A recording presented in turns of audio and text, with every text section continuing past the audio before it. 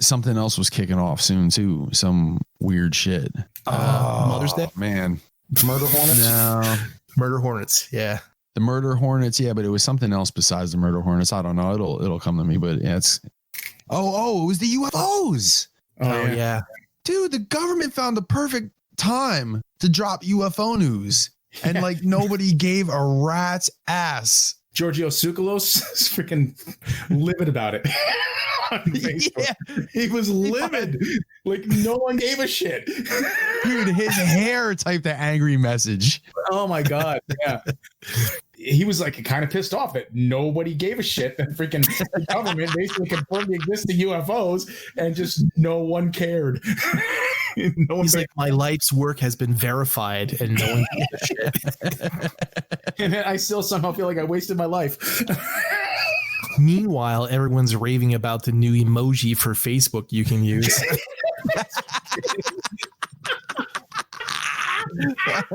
What it should be is a little green alien face. This is an episode of Black Mirror.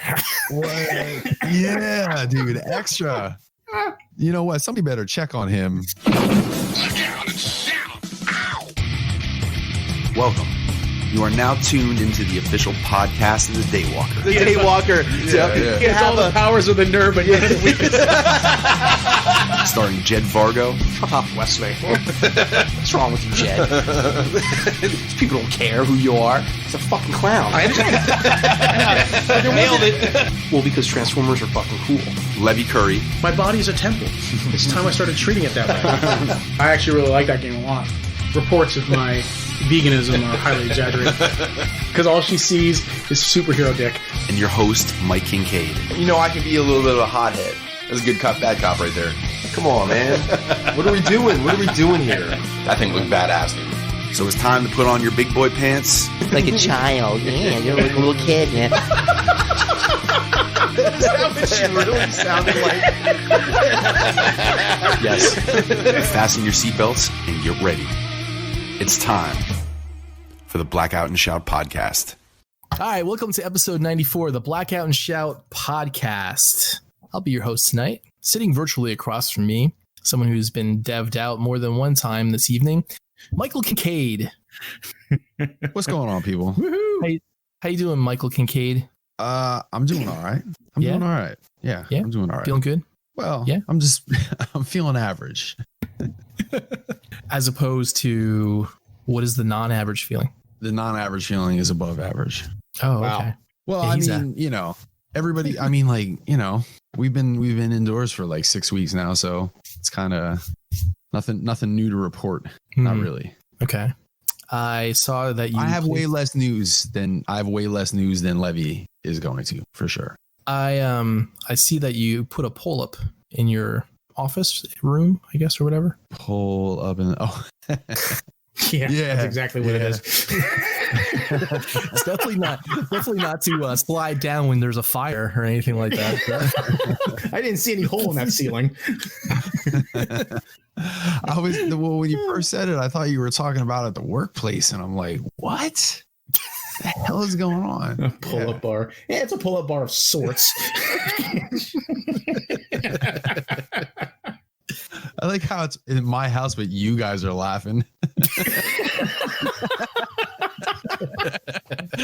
Like, yeah, joke's on me.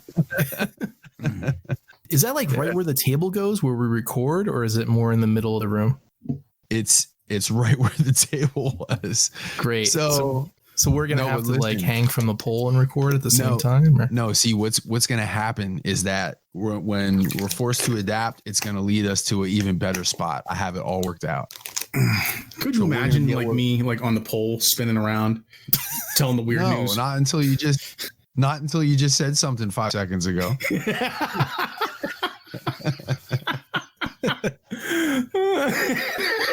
So when we reconvene, we're going to do it right in the living room. Okay. Around the big table, and I'll be able to put my computer screen up on the TV.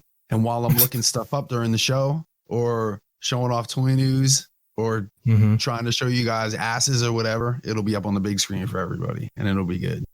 You know, next year, Levy, we're going to be on the porch. Before you know, we'll be on the corner. It's a master plan to move us all the way out the house. We'll be doing it in the car. Yep. It'll be called Black. Just do it. It'll be called Blackout and Get the Fuck Out.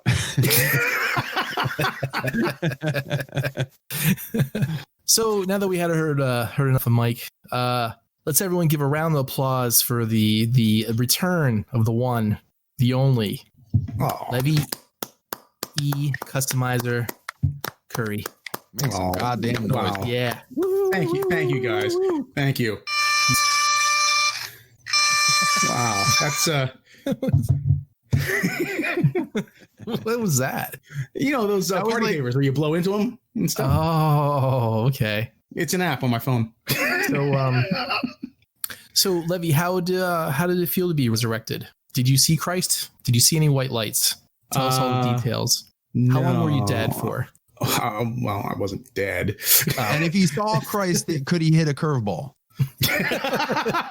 Trying to tell me Jesus Christ can't hit a curveball. One of the greatest lines ever. No, it was pretty rough actually. I went and got tested on April 3rd. Was diagnosed. It came back positive. Was diagnosed on the following Monday on the 6th. That Tuesday night, I was in a really bad shape. I probably should have gone to the hospital that Tuesday night, but I didn't. But then I got better on Wednesday, but then Thursday things got bad again, and April was like, "That's it, you're going to we're going to go to the urgent care first." We went to urgent care first. They took an X-ray of my chest, and they said that I had double pneumonia, and they said you need to get to the hospital. So I went to the hospital, and I was there for 2 weeks. That was a pretty rough experience. And then I've spent the last 2 weeks recovering at home. So, but now I'm good. Are you 100% now? Almost. I keep telling people I feel like $900,000. So, not quite a million yet, but I'm mostly back to normal now. Levi, I gotta ask you, was it the whole thing? Would you say was it harder physically or was it harder like mentally? Oh well. I think it was a toss-up, really, because early on, when I was really sick, I've never been that sick before in my life. It started like when I got tested on that Friday, on Friday the 3rd. That Saturday night, I got a fever and I got the chills so bad that like I couldn't stop shaking, you know. And Chris Cuomo, the CNN guy. He said that he had the same thing, and they call it riggers, where like you get the chills so bad you shiver so bad. Like he chipped a tooth from shivering so bad, and so I dealt with that Saturday night, and like I said, that Tuesday night it was really bad. I was actually coughing up bloody phlegm and everything, and it was just awful. And then like my first 5 days in the hospital, I was running like 103-degree fever, coughing my brains out. Just as sick as you could be. It was how I was. And but then my fever broke, coughing lessened, and then the only thing that was keeping me in there was just my lungs. Like they had me on oxygen, and like they had me as high as 15 liters at one point, and they were actually contemplating putting me on a ventilator. And but fortunately, it didn't come to that. But yeah, so basically, I was kept in the hospital because my lung capacity just was like, or my oxygen saturation was compromised. Like when I would actually do any kind of physical activity, it would drop down to like 85, 83%. And they said like if it gets too low too quickly, like you can crash. And so they just they needed to make sure that my O2 saturation was getting better, and then so like every day they would lower just a little bit. Like the first time they went from like 15 to 10, then they went down to 8, so they would lower by 2 liters thereafter. And so by the time I got down to about 4 liters, they started talking about letting me when I would be able to get out of the hospital stuff. But then they sent me home with supplemental oxygen too, and that was set for 3 liters. But I actually haven't had to use that for over a week now. So that's cool. That's good. Yeah. I think What everybody would like to know, though, is did you shit the bed at all while you're in the hospital? I have never shit myself as an adult, ever. You didn't shit the bed once during all those coughing fits? No, not once, not ever. I have never shit myself as an adult. I am an adult. I can tell when a shit is coming on, and I'm able to get myself to the toilet. So, you know. I don't believe it, Mike. Never shit myself as an adult. Not once. I have nothing to add to this conversation at all. How's the nursing staff? What's everybody? How's the nursing staff? Oh, they were great. They were really great. Yeah. I just want to. Well, I'll save it for the shout outs, but they were really great. You know, and I just have the utmost gratitude to the St. Luke's hospital staff for taking care of me, because without them, there's a good chance I might not be here. So, well, props to them. Yeah. And I'm Jed Varu, your host. And since we're on this whole roll, Levi, why don't you start with the shout outs and your haul? If you had any in the past month. I'd just like to give a shout out to all the St. Luke's hospital staff. They, like I said, they were just absolutely fantastic. They were really friendly and understanding, and like I said, they helped me through it. This, despite being stuck in that room for 2 weeks. Like I literally couldn't go anywhere other than outside that room. And like to this day, I don't know what any of them looked like, because they had to come in wearing the face masks and full PPE gear. They had the face shields and everything. So I really don't know what any of them looked like, but I owe them my life. So did you have any fever dreams where members of the Mortal Kombat video game are attacking you in the middle of the night or something? No, I didn't have that, but I did have fever dreams of you guys and the guys in the Wait 1 second, Jed, put your finger on the button just in case. What? All right, continue, Levi. Okay, got it. What button? The big edit button.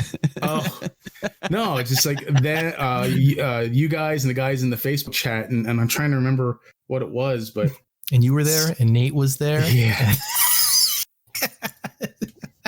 But it was weird dreams, because I was thinking it's hard to explain, but one of the guys in the chat was posting something and it was interfering with my breathing. And what it was is they shared something that I had posted years ago, but it wasn't actually something that I really posted. It was just something in this dream that I had supposedly posted years ago. And they shared it, or were sharing it around, or posting it, or whatever. And it was interfering with my breathing. And I'm like, what are you doing? You're killing me. Jesus Christ. Damn it, Josh. I'm telling you, it was fucking weird. It was fucking weird, man. Blame Josh. So interesting. Yeah. So, and shout out to April too. She was a trooper through this whole thing. And shout out to everybody that checked up on me during this whole time. It was really great to know that so many people give a shit about me, and so that really hit me in the feels. So thank you guys, especially you, Mike. Mike freaking texted me every day to see how I was doing. So and it means more than you could ever know. So thank you. It was a group effort. We kept telling Mike to text you to see how you were doing. So yeah, well, thank you guys. Like I said, I appreciate it. So. Right, Mike? Fucking Jed. Listen, Mike didn't do shit, man. All Mike would do is sit there, and he would sit there and he'd worry. He's like, anybody hear from Levi? How's Levi doing? I said, I don't know, man. Give him a call. So I'm like, that's when I called you. People. Yeah. So that's when I called you. Shout out to Jed for making that really great GIF for today's listeners' questions post. I kind of texted him last night. It's kind of a real short notice thing, but I was watching. Yeah. I've been watching a lot of Star Trek: The Next Generation lately. But I was watching that episode where Q lost his powers, and at the end, when he gets his powers back, he comes onto the bridge and with the mariachi band and everything, and And I asked Jed to see what he could do about like pasting my face on cue and, you know, doing a he's back kind of thing, you know. So that was not my best work, but you know, it was pretty short notice. So it was. I apologize for that. I wish I had gotten the idea sooner. It was like 5:15 this morning, and I was like, you know what? I cannot put my face and Mike's face on anymore. I'm just gonna have to let him have it the way it is. Yeah. It might be disappointed. Were you up all night doing that? Well, I was up all night and then I fell asleep. Yes, he was, Levy. Yes, he was. I fell asleep from like 11 till 1 or so. And then I got up and I was like, I'm going to go to bed. And I'm like, wait, I got to get Levy's animation thing. Then I'll be so disappointed I didn't need to stay up all night. Now I feel like I worked on it for about 3 hours. And then I even put the CGI trumpet in there. And like I said, it looked like crap because of the lighting and everything, you know, just trying to match it looks really funny. And then I was like, then I got to take pictures of myself. And then I'm like, I'm fucking dead tired. I look like shit. And I'm like, fuck it. Jed's guilting you heavy right now, man. Yeah, I know, right? My wife's like, where were you? I was going to check on you. I don't know what happened to you. I was like, I'm doing this fucking stupid thing for Levy. Fucking asshole fucking messaging me at like 11 o'clock last night to do this shit. It worked out okay. Yeah, no, it was funny. It was real funny. So thank you for doing that. You're welcome. I bet you Mike didn't even see it. Did you see it, Mike? No, I'll be honest with you. I saw it twice, and the first time I didn't realize there was anything different about it. and then it popped up the second time, and I was like, "Oh shit, man!" Yeah, that's Levy. I just thought that was some random Mexican guy.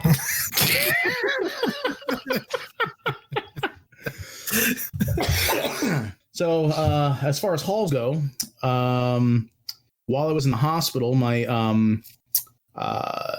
Mafex Cyclops from Ami Ami came in, and then I ordered because I was bored on Amazon. I ordered the SH Figuarts Ragnarok Hulk with the armor, the Gladiator Hulk. So those are really the only two things that I've gotten. So I have a big box coming from BBTS tomorrow, but I can't talk about that yet. It's got a bunch of Marvel Legends stuff that's been building up, and then I'm also getting in that like those Shang-Chi, Vulture, all those guys. Yeah. That Venom and whatnot. But I'm also getting those Astrobots spider drones. I'm really excited to get those. You're the only person I've heard talk about that. D Amazing did a review on them. So I don't know. You should check that out. And Foosh.com has one on their website. So you know what they remind me of? Do you remember Superman the Animated Series? Yes. The World's Finest Batman crossover for the first one. Remember those spider drones that Bruce and Luthor were working on together? Yeah. They even have like a head on that comes up from the top of the body, just like almost like the ones in the cartoon. So cool. So awesome. When I get my Hush Batman and Superman, I'll be able to have them fight. Pew pew pew.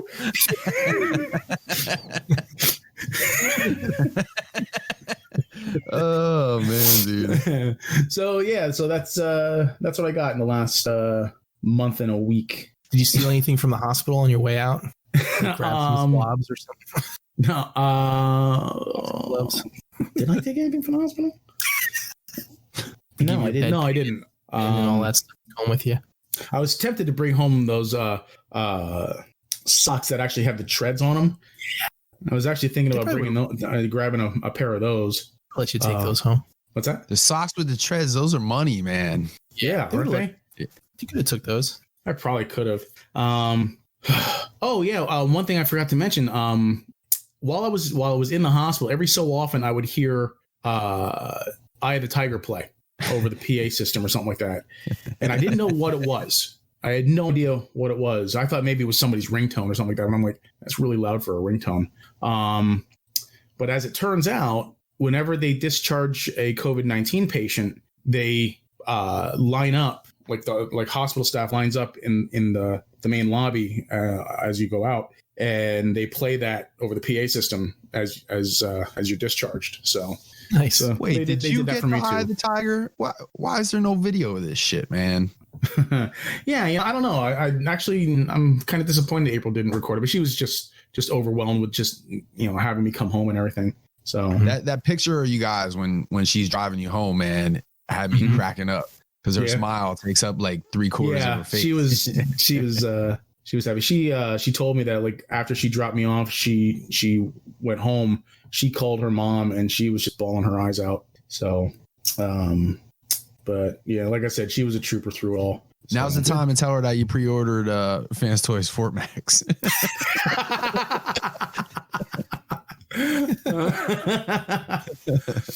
And maybe cough in the middle of the sentence just a little bit. just to keep the sympathy level up. So. April, can you massage my feet for me? Yeah. So I mean, she also. Thank you. She got it too, but she had real mild symptoms. Like she didn't even require any kind of medical care at all. So I'm a little jealous. So yeah, that's it for my hauls and shout outs. Mike, how about you? You have any shout outs or hauls? I got a computer. You did. So I actually got a computer and Vanessa got a computer. So yeah, shout out to Gort so we traded and Gort sent us a laptop because Vanessa needed a computer for a long time. So that was cool. And I got a computer. So, and thank Jed for setting that up for me. You're welcome. So if we're going to be going crazy indoors for a little bit longer, I'll at least have some recording equipment to get down with instead of my own computer that was kind of hit or miss whether or not it was going to stay on for 5 minutes or more at a time. Did you take it out back and burn it? No. I tried to throw it out, but the garbage man didn't take it. So yeah, it's still out there if you want. Do you need any parts or anything?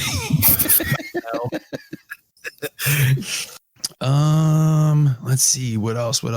Oh yeah, me and Tony did a little like stripped down version of a Megadeth song. I saw that there was a acoustic version of Symphony of Destruction.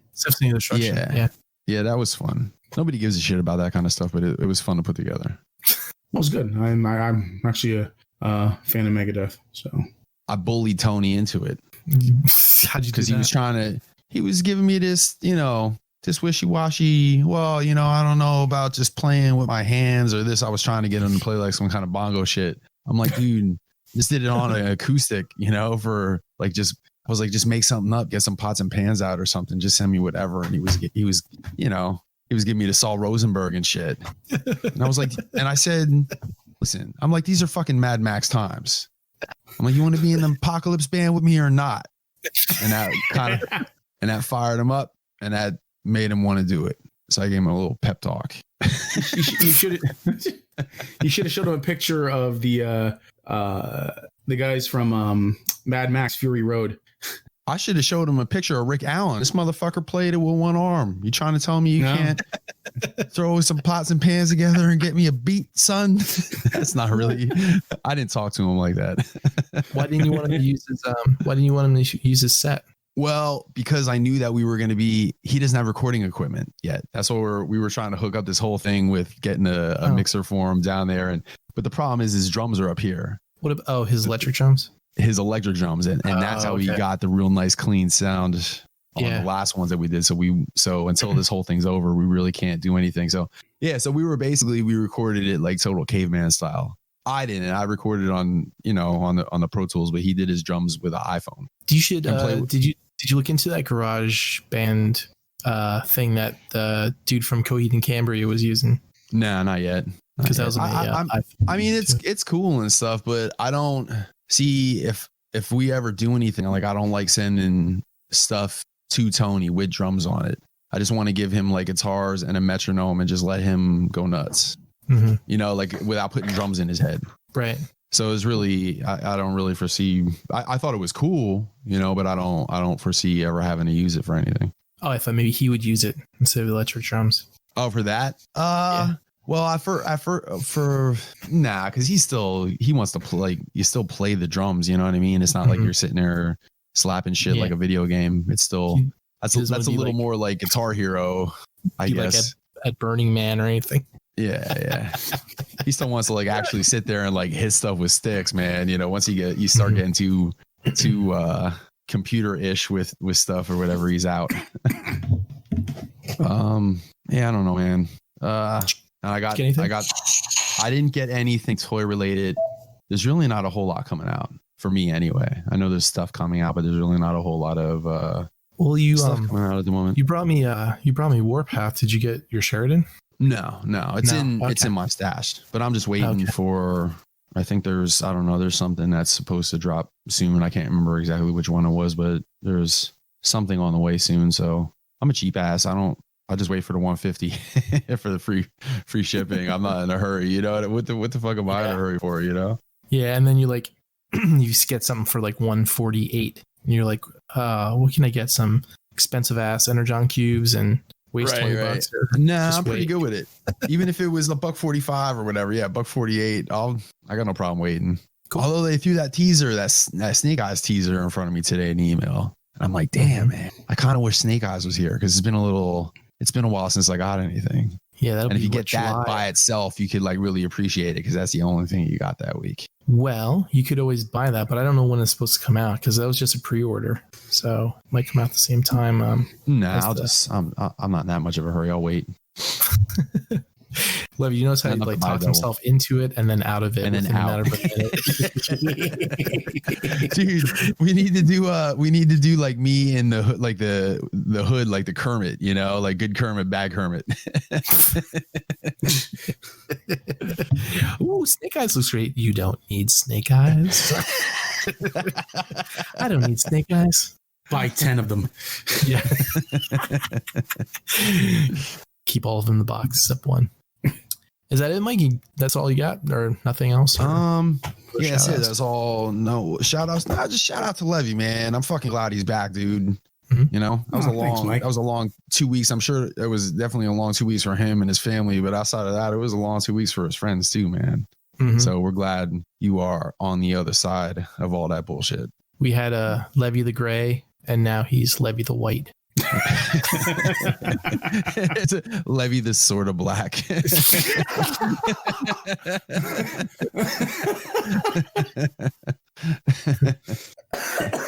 Oh wow, that's funny. I really didn't get anything like toy wise or anything. I've been kind of holding back because I know like the rest of the year is just going to be, I'm going to get hit like every month for stuff because of all the play art stuff coming out. I just actually paid for some of the Final Fantasy stuff with Miami, which was really interesting. When I went to pay for it, the DHL shipping was cheaper than the EMS shipping, where usually EMS is like dirt cheap. It was like $40 or something like that, and DHL was like 21. Yeah, it was because of the delays and all the. How long does it take EMS to ship? Do you know? Oh yeah, like a month. Oh really? Yeah, it's really long. Yeah, fuck that. I'll pay the $20 to get it in 2 days. I had bought a lithograph or something like that. It was basically a Final Fantasy 7, like it was like only like a couple bucks, and they wanted to charge like $20 for DHL shipping. I was like, Jesus, you. so I used EMS that time. It was only like $5 or something, and it took like a month to get to me. So 2 days or a month, which one would you pick? So. And it was, like I said, I didn't really give a shit. It was just a lithograph, so I could wait for it. Yeah. But yeah, I got everything coming this year, so I'm going to kind of hold back on that. But what I did get was I got a bunch of artwork for my website. Shout out to hiddentoys.net, everyone, or hiddentoysonline.com, if you would be so grace to go there out the art that I'm selling. Yeah, Hidden Toys. Yeah. Hey, Jay, are you... Hidden Toys. Hey, was he breaking up? I think you might have been breaking up when you were giving him websites out, man, to be honest with you. I don't know if he was breaking up for you, Levi, but you might want to throw them out there again. hiddentoys.net and hiddentoysonline.com. Check them out. You guys want to check out my artwork and buy it. What's the difference? There is no difference. There's just the same two different domains to go to the same website. Oh, okay. I just got one because it was .net, because the .com wasn't available. And then I just got the other one as a .com because some people remember .coms easier than they do with .net. I see. Okay. Could have went for the .org and the .biz as well, but that's a little overkill. Okay. And then way back when I emailed the guy that whoever owns Hidden Toy, wherever company owns hiddentoys.com, and they were like $150, and I was like, eat my ass. So Wait, there's a hiddentoys.com? Yeah, so you go to hiddentoys.com, that's not me. Whatever pops up. it's some type of special hidden toys that, don't deal with artwork. Oh, it's one of those sites. Could be. It's nothing. I think it's nothing right now, unless somebody bought it. So, so it's pretty surprised. Got a bunch of people ordering stuff already. Good. So Good deal. Yeah, pretty happy. When do you actually put toys on the hidden toy site? Well, that's the whole point. They're like actually hidden toys in the art. What's that? They're hidden toys. They're inside. You have to actually go searching the website for the toys. Yeah, you can find them. Hidden secret links. Mm-hmm. No, it was like because I had everything from before with the 3D printing stuff, so I figured I'd just keep it carried over, just have everything set up. Shout out to everybody in the Stasis Lock in the Beast Wars group. I'm actually going to be doing my next piece is going to be a Beast Wars piece. So yeah, stay tuned for that. Not to sell. Yo, I hope whatever you're using it for, I hope somebody is sending it to you and you didn't actually have to buy it. I'll just copy somebody else's artwork out there and paste it in with the watermark on it and everything. Actually, I got a commission too from Sean. He wanted me to do a marquee for his Qbert arcade game, so I'm finishing that up. It's cool. It's like a prototype marquee of the very first Qbert machine. So it was like somebody actually hand drew it for like when they were initially building the whole arcade cabinet back in the 80s, and it's the only one that ever existed. So there's no real prints of it out anywhere. So I took video, like found the video of like the guy getting interviewed and his machine and everything, and from the screenshots I recreated the marquee so that he could print it out. What's that stuff called, Mike? That material that it's the backlight shines through. Is that vellum or velorum or what's that? Like acrylic. I mean, is it acrylic? Acetate. That shit's a little thinner. I think that might be acetate. That stuff because it's a little thinner. Yeah. At least the one that he gave me that had the Mortal Kombat stuff on it was kind of like thinner stuff. Yeah. So he's gonna get that printed out on that, and then he'll have that for his cabinet. And that's all I got. So there is one more thing. So Mike, how we joked around with Dakota and Tyler and about how we're the #1 Beast Wars podcast. Yeah. Are they claiming to be the #1 G1? Well, no. It's because we have like more followers and stuff like that on our Facebook page. Because when you look up, well, they're only about 25, 30 people behind us now.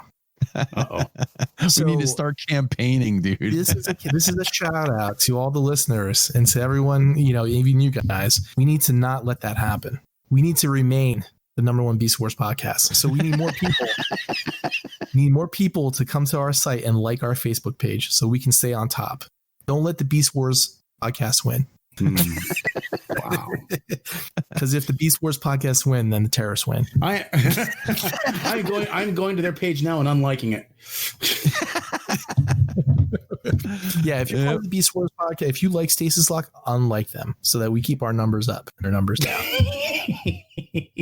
Shout out Dakota. Shout out Tyler. I love this imaginary championship that we made up that now both podcasts are chasing. It's fun. We gotta stay on top. What do we get? Nothing. Get a no prize. Yeah, the no prize. How about it? And that's it. That's all I got. You guys ready to move on to the news? Let's do it. All right. So did you hear? I think it's Brian Howe, 66 years old. He was an English rock singer. He was a singer of Bad Company, and he had a heart attack. So he died. Yeah. One thing I didn't know is I knew that he sang for Ted Nugent and stuff, but I never knew that he co-wrote a song with Dave Mustaine for Megadeth. So that was quite interesting. And you didn't ask me that. I knew it. I should have had it written down, and I never wrote it down. Let me. What's this dude's name? Brian Howe. Brian what? Howe. Howe. How? Is it Howe or Howie? The E is silent. Sometimes. Like Gordie Howe. Sometimes it is. Sometimes it's not. Well, no, if it's like Howie, then there would be IE. Oh, okay. Well, then is Brian Anthony Howe. I'll Get Even. He co-wrote the song "I'll Get Even." There you go. From Thanks for looking at that. Cryptic Writings album. And that was co-written with Dave Mustaine. Dave Mustaine. Great. Jed, did you ever see that one, man? What's that? No. It's this like really badly photoshopped picture of a dude and he's staining a deck. And it's got like Dave Mustaine's face, his head like photoshopped on it, and it's got that scowl that like, you know, that trademark Dave Mustaine scowl, and it just says Dave Must Stain. It's so fucking dumb, but it's funny. So he passed away. How old was he? 66. 66. I don't know. Did you hear that Don Shula died? I did. He was like 90, 91, right?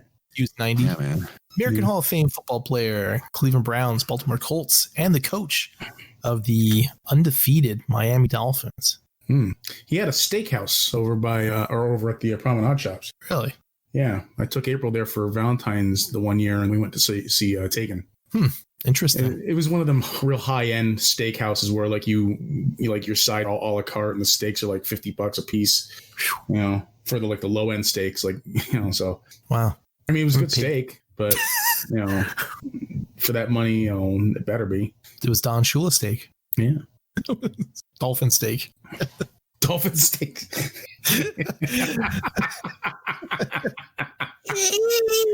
Gotta do it, Mike. Do the dolphin, Mike. Wait, say again. Dolphin noise. Oh, see, now you're putting me on the spot, man. It's fine. I'll Like just find the clip from another episode and put it in there. Sorry for letting you know. Get technology now. So he was 90 years old. Did you hear that Sam Lloyd was 56? He was an actor. He was on TV show Scrubs, and he was in the movie Galaxy Quest. Yeah, he was actually a musician too. He was a musician for a band called The Blanks. Mm-hmm. And he had complications from lung cancer. That's that one was sad. He played the lawyer on Scrubs. Yeah. He was pretty funny. Yeah, dude. Now, Livy, I'm going to mispronounce this guy's name, so correct me. There we go. Is it Irrfan Khan? I know who you're talking about. I guess. Okay, Irrfan Khan. He was 53. He was an Indian actor. He was in Slumdog Millionaire, Life of Pi, and The Lunchbox. He was also in The Amazing Spider-Man. He died of a colon infection. Did you mention Jurassic World? No, I forgot about him being in that. Yeah, he was like some sort of InGen executive or whatever in that. Yeah. And that's all the people that died. Well, there was a whole lot more, but no one related to anything that we follow. A lot of COVID-19 deaths, of course, I had to filter through, but that was mostly like 90-year-old bishops and archbishops and, politicians and stuff that I don't really give a shit about. So, trailers. What'd you guys think of Space Force? Space Force looks funny, man. Space Force looks funny. Yeah, Steve Carell's usually pretty funny. I might check it out. Not that excited about it. I mean, I don't know. Like I said, we'll see. Like I might check it out when it comes out. I mean, it looked funny. So, you guys are just fouls of opinion tonight. Yeah. Well, I got more from the Don Shula Steakhouse thing than I did from the Space Force trailer. Those are good steaks. They were good steaks, man. I mean, they were Look at the cooked. enthusian. The enthusiasm just rises. Steak, I got the movie they watched. I got the day they went. Well, I mean, the steaks were perfectly cooked, edge to edge. I mean, medium rare. Space Force. What do you think? It looks funny. Yeah, it looks good.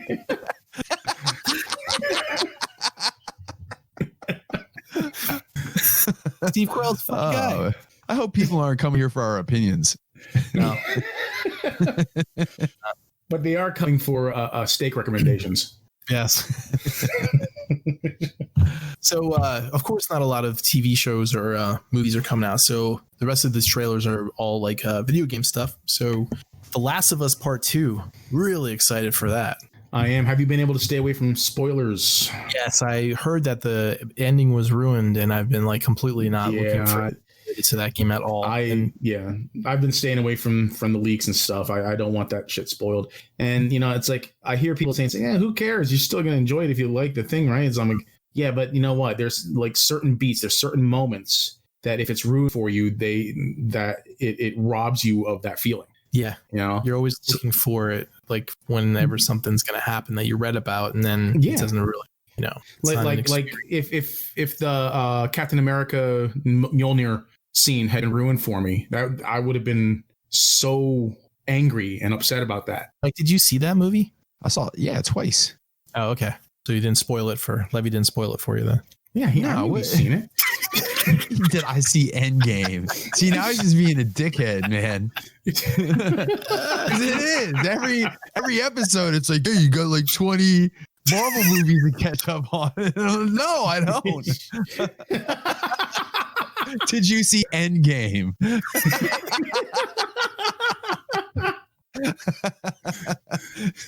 Did you? What are you even doing on this podcast?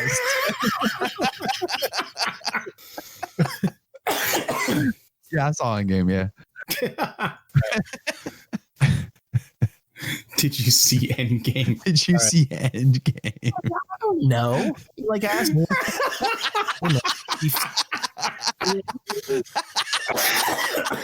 Like, I saw Sam Raimi's Spider-Man. I'm like, no, Mike.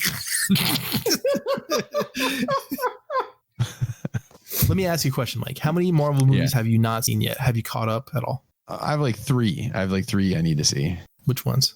I need to see the second Black Panther. I need to see. No, there's only one Black Panther. There's only one Black Panther. Down to 2.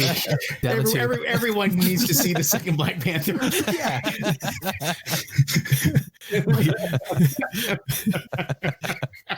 Mike must have connections that we don't. No, I'm just fucking with you guys. But I do. I need. So I didn't see Captain Marvel yet. Okay. Let me see. What else am I missing from the Ant-Man? Captain Marvel might be the only one. No, I saw Ant-Man. Did you see the second Ant-Man? I did. You see the third Ant-Man? What about the third Ant-Man?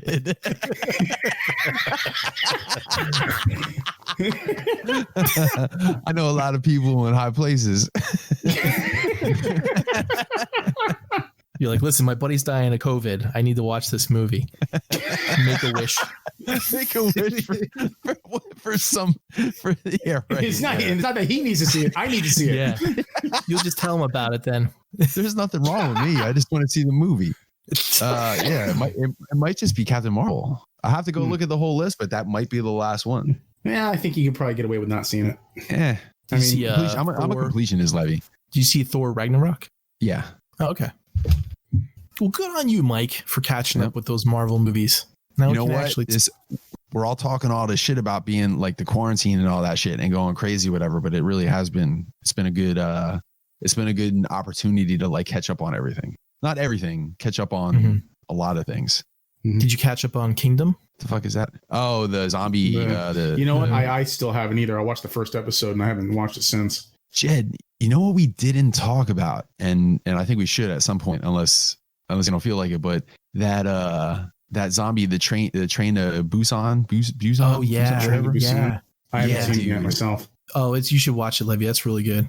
Let me know. Yeah. You know what, Levy? Yeah, maybe we shouldn't talk about it. If Levy, it's worth watching. Okay. Like it's worth, and it's ain't one of these fucking Jed picks where he's like, hey, watch Excalibur. Jesus. Wow. I'm gonna be fucking the only reason years old, and then fucking on my tombstone it's gonna say Jed made us watch Excalibur. And it sucked. It sucked fucking balls. You suggesting Excalibur is like, that's like Bill Buckner's, the ball that went through Bill Buckner's legs. He's like a 300 career hitter and like a Hall of Fame player. Is like, but he let that ground ball go through his legs. You guys are gonna like write my epitaph. It's gonna be like, he's a good friend, great co-host, but man, he made us watch Excalibur, and we'll never forgive him for that. That's gonna be with us for the rest of our lives. I'm gonna talk like that. I'm gonna talk like Picard did at your funeral. If I outlast you, I'm gonna talk exactly like his character. Here lieth Jed Vago. Speaking, you know what? We never talked about Picard, Jed. No, we didn't. That's because Wait a second, Levy. Wait, Levy, you're jumping ahead. No. But I'll let you get back. I'm gonna let you finish. But Train Busan is the greatest zombie train movie of all time. So if you can promise us that you're gonna watch it, we won't talk about it. But if you think it's gonna be one of these ones that you're gonna fuck around on, we're probably gonna have to talk about it. No, I'll check it out. I'll watch it for next week. It's one of those things where it's like you're pleasantly surprised. That's exactly. No, I heard it's great. I just never got it, and it's on Netflix, right? Yes, I believe so. Okay. It was fucking intense. There's an anime prequel too. I don't know if you saw that link I sent you like way back when.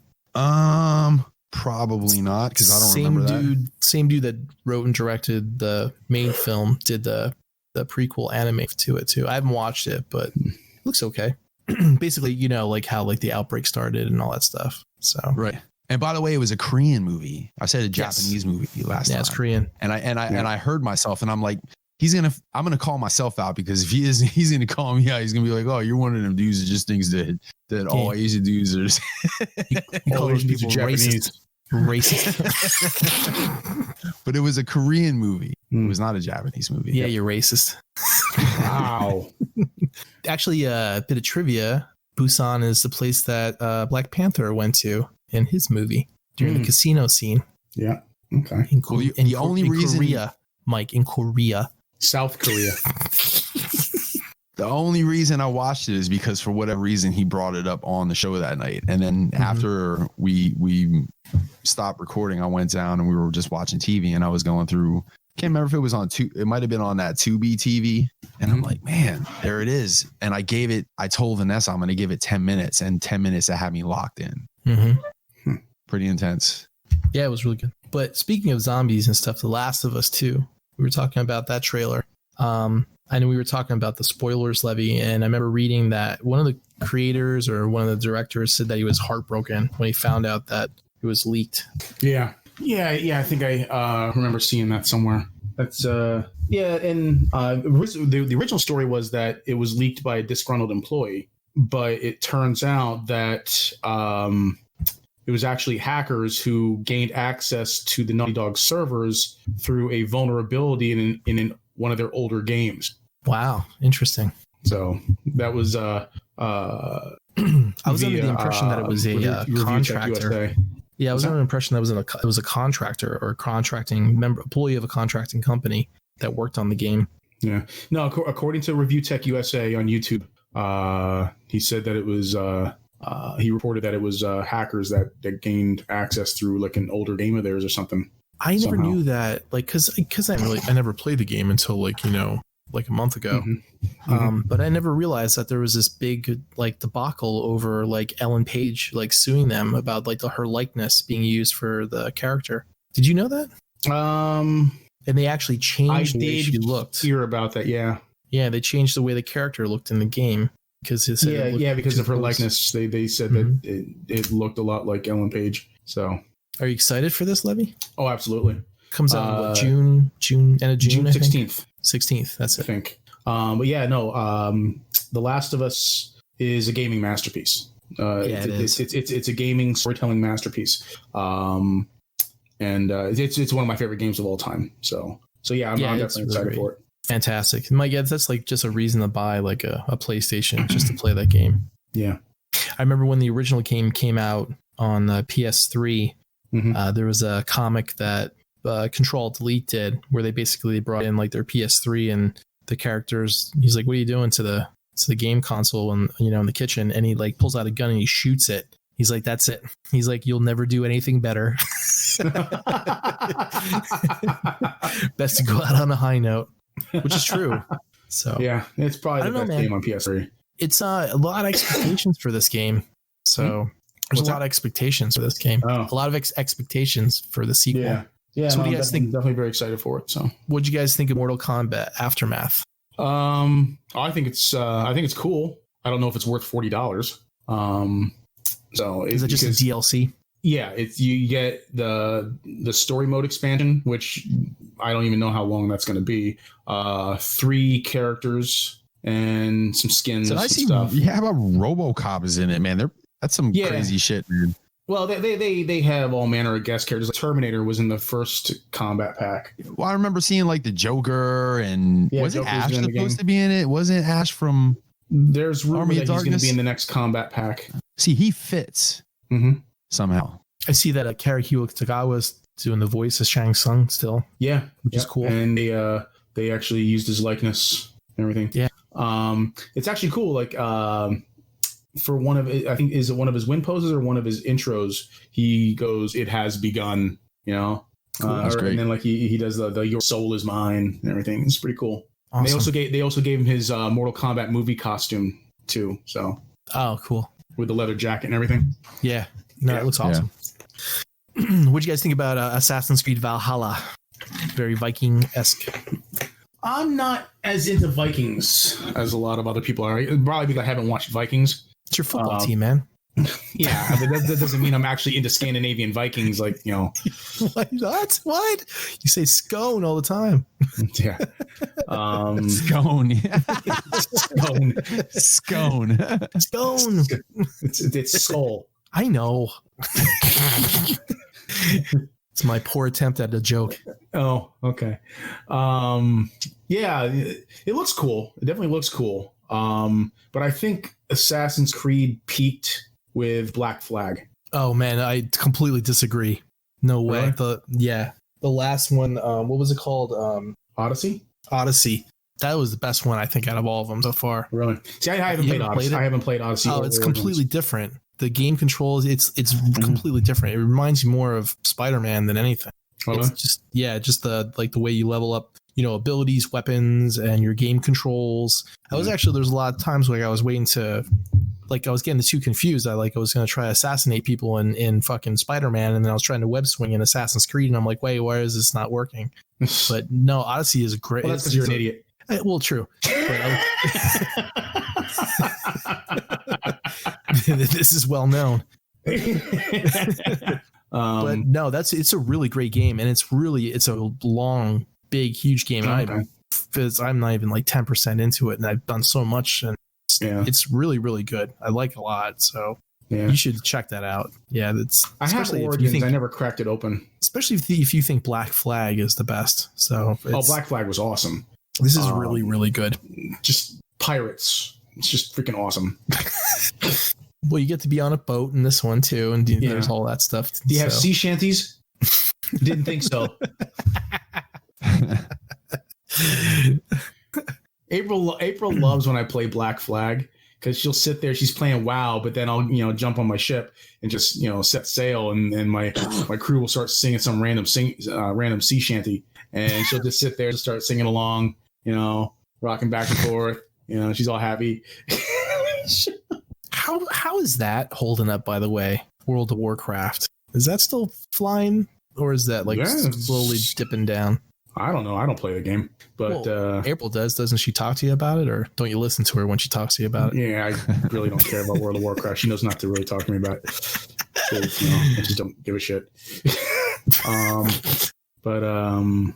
Relationships. She has she takes breaks and stuff from the game, but I mean she's been playing pretty much religiously since 2006. Wow. So, yeah. While I was in the hospital, she spent a lot of time leveling up alt characters. So trying to get them all max level, because I guess there's an expansion that's supposed to be coming out or something like that. Or I don't know. I don't know. I don't play it either. I wasn't really paying attention when she was telling me. Those people are like nerds who play that game. So the trailers. Mike, what did you think of all the video game trailers? Now you're not a big video game guy, except for all that shit.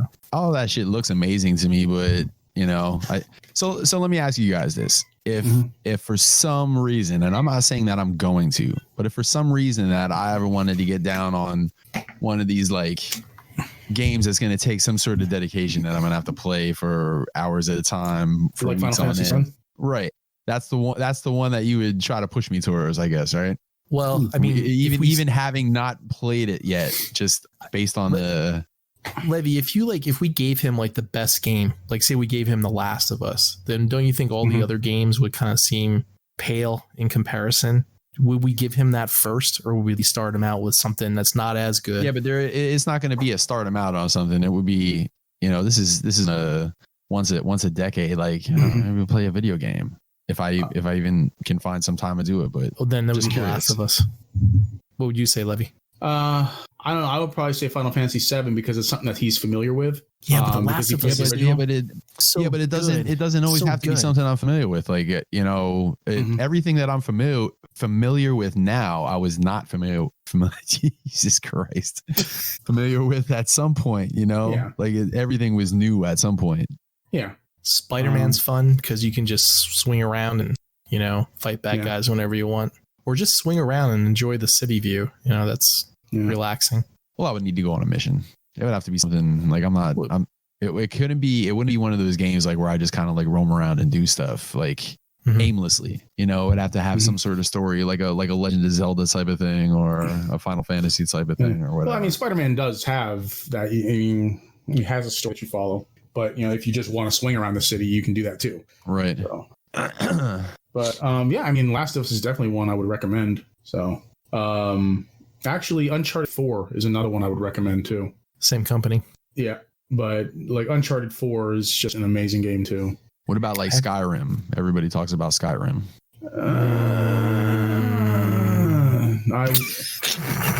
I don't know if I'd recommend that for you. That's hardcore. Yeah. Yeah. That's like really hard. Like you're hardcore. You're in really it. You're grinding a lot. Yeah. But the nice thing about that is that you can pretty much run that on your phone now. So it's on on every major. That's on every major console. To be on my fucking phone another. You could probably play that on a PC, and I mean, I actually had set up the VR goggles to play that game, and then I got tired of it after like 6 hours of playing it, and it was just Well, I mean, he can just get the 360 version because you still have that Xbox 360, right? Yeah. Yeah, you can see. I mean, he can just get the 360 version, whatever. He doesn't need to worry about mods and shit. True. But that's where it like really improved on the game, like the visuals and the gameplay and all the bugs and everything. Yeah, all the bugs. I saw that Bethesda, man. Jesus Christ, they're terrible. They are. I mean, they released the game was released in 5 years. Dude, the game was released in 2011, right? They released the game on the port on the Switch, right? There's the same bugs that were in the 2011 version are still in the freaking 2018 Switch version. Come on, man. Come on, Bethesda. Yeah. You guys are fucking trash. Fucking trash. Rubbish. Levy's back. Yeah, rubbish. Rubbish. It takes the fan base to fucking fix their fucking bugs. Because on the PC version, you have like the unofficial Skyrim patch, which fixes a bunch of these fucking bugs. And it was made by just players. It's like, come on, man. Oh, out here on the Shire, we call that type of thing rubbish. And while I'm on my freaking soapbox here, all right, going back to Mortal Kombat 11. Remember how I said I didn't think this new expansion was worth $40? If you never bought the original Mortal Kombat 11 game, you can get that when this expansion comes out. You'll be able to get the original game and the expansion for $60. That's a lot of money. Yeah, like when you've already purchased the game at $60, right? Mm-hmm. When it first came out, if you purchased the game, when it came out, and then bought the combat pass, which was like $20, you're already $80 into the game. That's if you just bought the base version of the game. If you bought the collector's edition or anything else, you pay more money. But just say you bought the base version of the game, you bought the combat pass for $20, you're $80 in now, right? Yep. Now they want you to shell out $40 for this expansion. Yep. Do you remember, Mike, like about a year ago when we asked DJ if he would pay over $100 for a video game? Yeah, what was that? I can't remember what his answer was. He's like, yeah, I would. It's insanity. And we were like, that's crazy. And here Levy's explaining about how basically if you went through all of the steps in Mortal Kombat, you'd be like $120 in. I know, dude. I would be pissed. Games don't cost $60 anymore. They don't. The base game may cost $60, but to get like the full game experience, you got to spend like $80, $90, $100. Fuck that. Well, to get all the freaking season passes and all that other shit and DLC and I haven't been keeping up on Stadia, but that might be a cheaper way to go through it. No, Stadia's garbage. Rubbish. It's rubbish. It is. It's trash. Stadia's trash. Rubbish. It was all lies. Google lied to their customers. So No. 4K gaming and 60 frames per second. Yeah. If you live next door to the CO. They didn't even have 4K. They weren't even capable of 4K when it launched, like at all. No matter how good your connection was. Vader Immortal is going to be on the PlayStation, Levy. On Yes, the I VR heard. PlayStation coming this year. I'm interested Good to try series. that out. Yeah, it's fun. Definitely play that. So I'm off my soapbox now. So Okay, I'm kinda let's calmed move on down. to the news. Since Levy just called everything rubbish. Before you go, I just wanted to throw one last thing in there. Jefferson told me to tell everybody that he misses screaming at everyone, but he just wanted to check in and say hi to everyone out in podcast land. Should have You him call your like talk- phone. Yeah, you should talk him through like a Discord app install and have him like join in one day. Yeah, he's computer savvy. If we told him what we did and had him patch in, he all right. Yeah, he could just blink. Hey, blink. Yeah. He's gonna install Discord just for that. Yep. Broadcasting from the garage. I thought about actually taking some like audio clips of him from previous episodes and like patching together something really funny, you know. It's just sound like Chef from that South Park episode. Yeah. Did you guys see that picture I posted on Facebook tonight? Altered Grease. No. I did. No, it's a picture of the Grease movie poster, but somebody photoshopped in the werewolf from Altered Beast in place of John Travolta and called it Altered Grease. It was all right, but it was too much of a reach with the name, you know, like it was too much of a. It was pretty funny though.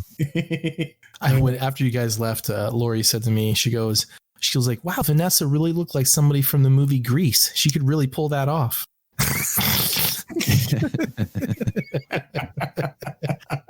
And it's going to stay that way this year because it doesn't look like we're going to play softball. So there's really just no excuse to be in the sun. Yeah. Get that SPF 100 out. Yep. So let's move on to the news. So Mike, did you hear that Star Wars, Darth Vader, he's no longer the franchise most popular character according to a new survey. Did you hear that? Darth Vader used to be like one of the number one searched Star Wars character every month. It would be like hundreds of thousands of searches. It's the child. Now it's Baby Yoda is the number one. It's He's just the number one terrible franchise news. is most possible. Yeah. The Lord of the Sith has been Levy, all that goes to show you is like, okay, like listen, man, I shit on Nickelback. Nickelback has tons of fans, but that doesn't mean anything. Just like Baby Yoda has tons of fans, it's just basically showing that yo guys are a bunch of pea brains. Oh, come on now. So, Levy, did you buy the full size Hot Toys, you Baby Yoda? Not the Hot Toys. I got the Sideshow pre-order. Oh man, I love you. It's for April. Did you listen to the? Did you listen to April? It is. Did you listen to the last episode with Dakota? Yeah. What'd you think about driving around with him, taking him to the bar? That was pretty funny. So, Mike, are you gonna get one? Which one you getting? The Hot Toys or the Sideshow's collectible version? I'll just hang out with Levy and his at some point. I'll buy you the Black Series version. It's only $10. It's like maybe 2 inches tall, an inch tall, maybe. No. Levy, you should buy it. I'm gonna buy it. I'm gonna hide it in his house. Yeah, when he's not looking, just put it in the detolf somewhere behind another character. Yeah, right. You're like, what's that green thing behind Cyclops? Oh, I'll go downstairs and put it in fucking Fort Max's chest or some shit. Yo, I'll chip in like $50. We'll get like 6 of them and we'll just hide them throughout the house. Yeah, that'd be awesome. You know what would be funny if like I printed out an asshole and stuck it in Fort Max's chest like I was a time traveler, I knew that would be the spot. That's funny. Oh man! So did you hear that Black Mirror's Charlie Brooker? He's the guy that wrote most of the episodes. Currently feels no need for another season due to us basically living in one. Yeah, he's like, I really don't have any inclination to write a season 6 of Black Mirror because we're basically all going through. It's so true, dude. If you look at it, like all of it, if you look at all of it, I remember seeing the Hornets. I remember seeing a photo of a protest or something, and there was a sign somebody was holding saying, "This episode of Black Mirror sucks." Yeah, right. Hopefully this episode ends with one of our politicians fucking a pig. It might happen. It might happen. What else is going on next after we're supposed to get like a ice storm tomorrow or something? Yeah, I think. Well, it's going to be freezing tonight, isn't it? Yeah, tonight. This morning at 2:00 this morning. It's going to go down. Wait, I feel like something else was kicking off soon too. Some weird shit. Mother's Day, man. Murder Hornets. No, Murder Hornets. Yeah, the Murder Hornets. Yeah, but it was something else besides the Murder Hornets. I don't know. It'll come to me. But yeah, it's. Oh, it was the UFOs. Oh yeah, dude. The government found the perfect time to drop UFO news, and like nobody gave a rat's ass. That they and Giorgio Tsoukalos is freaking livid about it. Yeah, he was livid. Like no one gave a shit. Dude, his hair typed the angry message. Oh my god! Yeah, you saw that post, right? No, I didn't. No, where did you say it's on Facebook? He was like kind of pissed off that nobody gave a shit that freaking the government basically confirmed the existing UFOs and just no one cared.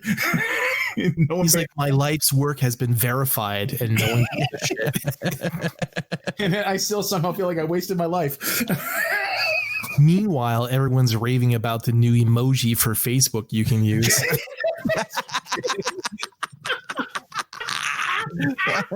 What it should be is a little green alien face. It is an episode of Black Mirror. Yeah, dude, extra. You know what? Somebody better check on him. Make sure he's been heard from. How do you spell that? Giorgio Tsoukalos? No, he's posting on the regular. Here we go. Let's see what he had to say about it. You can continue. When I find it, I'll let you guys know. Did you guys hear that there's a Ghost Rider movie or TV show rumored to be in the works at Marvel Studios? I did. I'm excited. It's not going to be Robbie Reyes. Yeah, Robbie Reyes, Gabriel Luna. It's going to probably be Johnny Blaze. Yes. And there's rumors that Keanu Reeves. I heard him. Keanu Reeves as Johnny Blaze. That's a rumor. Yep. That's awesome. I'll be all right with that. Yeah. Yeah, man. Maybe they'll bring in Danny Ketch at some point too. Yeah, I don't know if I'm not sure if you bet about like a more grown up Danny Ketch or like a Johnny Blaze. Probably Johnny Blaze, I guess. Oh yeah, no, Keanu Reeves for Johnny Blaze, absolutely. I don't know if I can get the whole Nick Cage Ghost Rider Johnny Blaze out of my brain. Yeah, it's easy. Didn't really need to. He's gonna be Tiger King anyway, so yeah, he's gonna be Joe Exotic. So guess what, motherfuckers? I can. How would Nick Cage? Guess what, motherfuckers? I can truthfully say I have not watched one episode of that show. Really, you should. It's great. That show's amazing. I was just gonna say that I found the post, but then when I clicked on the read more, there was about 12 and a half paragraphs. I know, right? He just went off. Yeah, I'm gonna have to save that and read it later because I know it's gonna be good. Yeah. But yeah, Jed, Tiger King, watch it. Holy shit. Really? Those people, every one of those people in that show are fucking insane. You know what? Fucking insane. I'll watch it only if you watch Train to Busan. Oh, yeah, I'll watch Train to Busan. But yeah, dude, Tiger King. Dude. Every single person on that show is out of their goddamn fucking minds. And Carol Baskin totally fed her husband to those tigers. Fucking Carol Baskin. I'm not usually one to push against like if everyone says that I should watch something, but I don't know, man. That Tiger King, I've been shying away from it on purpose. Dude, watch it. Me too. I have as well. It takes a little bit to like the first 2 episodes are a little dry, but after that, holy shit. It's a fucking roller coaster ride. I don't know, Mike. This sounds like the Excalibur of Netflix to me. No, it's not. It's not that. It's that. Okay, so I feel like in the time that I spent watching Tiger King and most likely lowering my IQ, that I should be watching something constructive instead. You know, like ancient aliens. Like ancient aliens. Yeah, you're right. You are right. No, just watch these dregs of society just at each other's throats. It just feels like more reality TV to me. It just feels like no, you just got to watch it. Like I said, the people are fucking absolutely fucking insane. Every one of them. See, I watched Making a Murderer. Is this anything like that? Same type of documentary style? No, see, I could see that being interesting. Yeah. No, watch Tiger King, because there actually are questions about whether or not he's innocent and whether he was set up and all this stuff. And this is just like My Name is Earl, is what you're saying. No, with tigers. With tigers. My name is Earl with tigers. My name is Joe Exotic. Yeah, no, seriously, though, watch it. This show's so freaking. It's crazy. It's like a fucking train wreck. You can't stop watching. I'm gonna go out on a limb and say that I think that Jed's gonna hate it. Yeah, but Jed aliens in this. Jed hates everything. I know, but I don't hate everything. He's gonna hate it to spite me because of Excalibur. Excalibur. I can't believe he made me watch freaking Tiger King. It was not only did he make him watch like a movie that sucked, he made him watch a whole season of TV shows that sucked. Yeah. So you stole more. You're about to steal more of his life than he stole yours. You can probably skip the last episode though. That was like added on after the show was posted to Netflix. Where are they now? Yeah. Joe McHale had interviews with a bunch of the people that aren't in prison. So how many episodes is it? 7. I'll give it how long? An hour? Like 45 minutes to an hour, I think. I'll give it 2 episodes.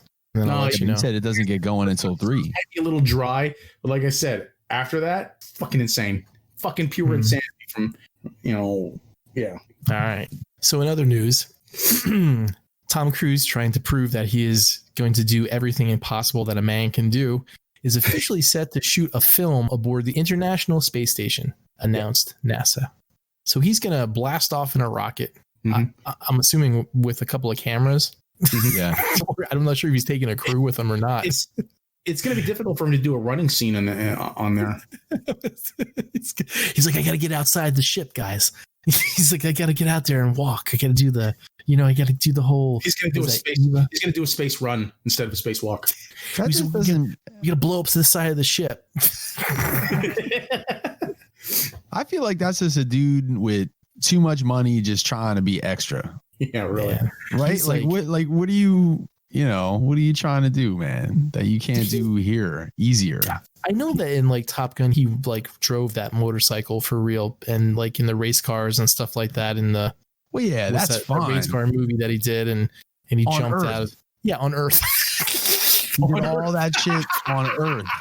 But I don't know. You think he's like physically ready to get blasted off into a rocket? And the guy's like in his 50s now, right? Station? Yeah. Like they're gonna have a whole like behind the scenes of him going through astronaut training and stuff. Yeah, I mean, you got to be in like peak physical. I'm not saying he's not in great shape, but they don't generally send 50-year-old men up there. Right.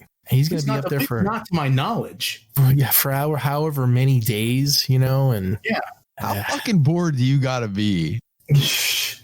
Like, I wanted to be a fly on the wall. Like, yeah, right. Yeah, I'm going into space. Fuck everybody. That's crazy. I think we're just gonna see in other news, Tom Cruise died on his way to the space station. Yeah, he just couldn't handle it. Yeah, he'll be in death. Man, but okay, good for you, Tom. The New Mutants is going to be heading straight to video on demand, Mike. Okay, that's good. Yeah. So Amazon had put a pre-order up for it to be on video on demand, and then he took it down a couple hours later. I guess because they weren't ready to be selling it at the moment yet. They didn't really announce that it wasn't going to be in theaters or out of theaters. It's going to be on video on demand. So there is no release date set, and it's just kind of up there now. But they did reveal some shots of like scenes of the movie, and there's some really scary shit in it. So I'm excited to see it. I hope it's awesome. And last but not least, there is a Transformers live action sequel that's going to get a summer 2022 release date, but it's still unknown if it's going to be a sequel to Bumblebee or if it's going to be the new Beast Wars movie that they've been talking about. Yeah, it's kind of interesting.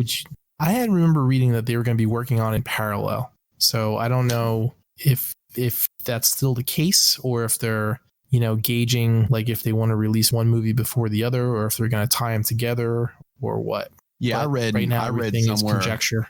I read somewhere that they were doing scripts and shit for both of them. Only one of them was going to be released, but then I saw that possibly one of them will get released before the other. Like they're both going to get released, but it's just like you said, a matter of like what order they go in, or maybe not.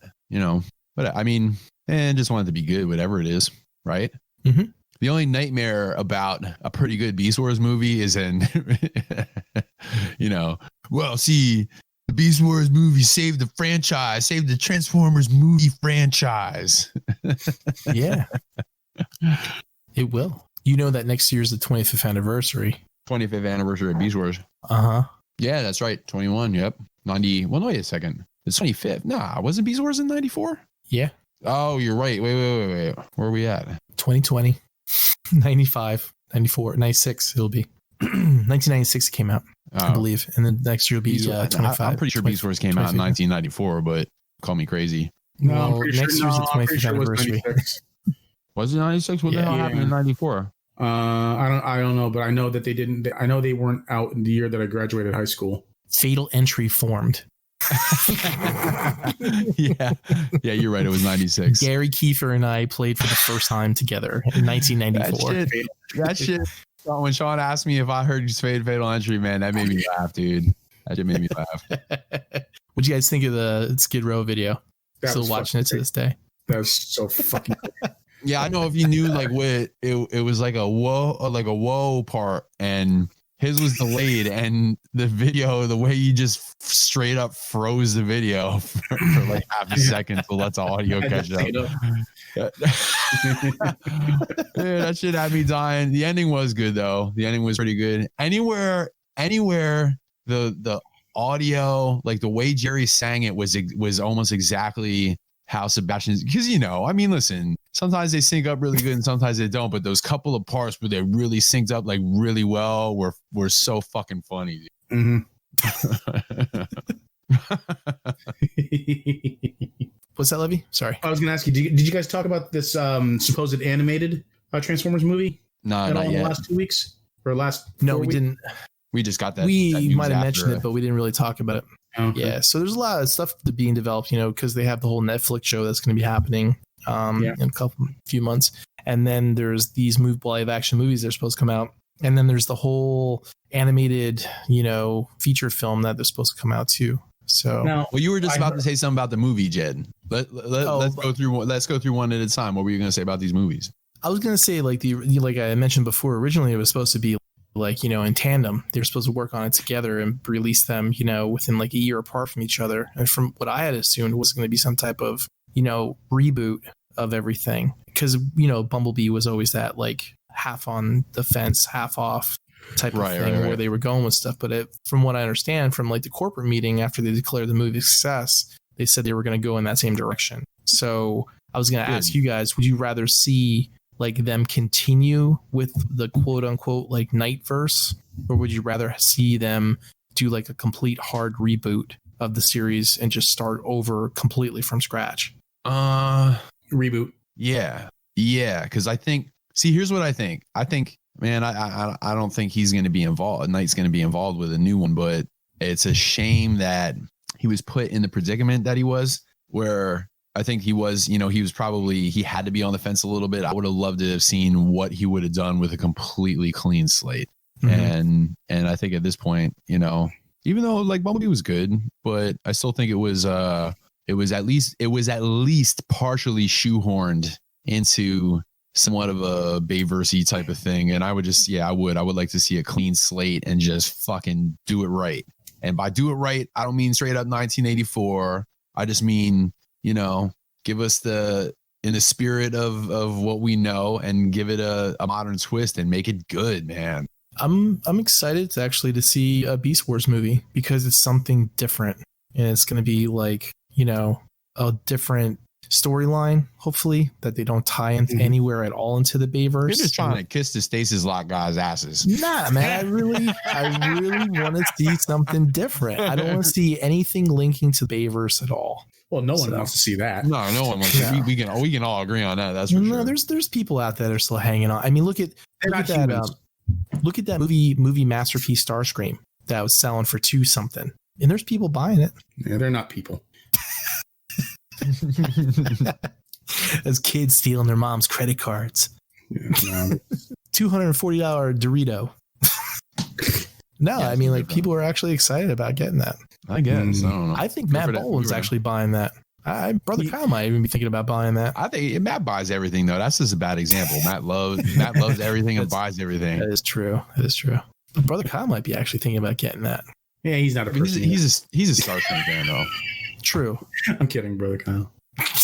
Yeah, I don't know, man. Whatever. Like, I hope whatever fucking direction they decide to go in, Beast Wars or otherwise, I just hope it's good. Because, I mean, like, I don't want to be sitting here every time a new movie comes out and be bitching about it. Like, I just want to see something good.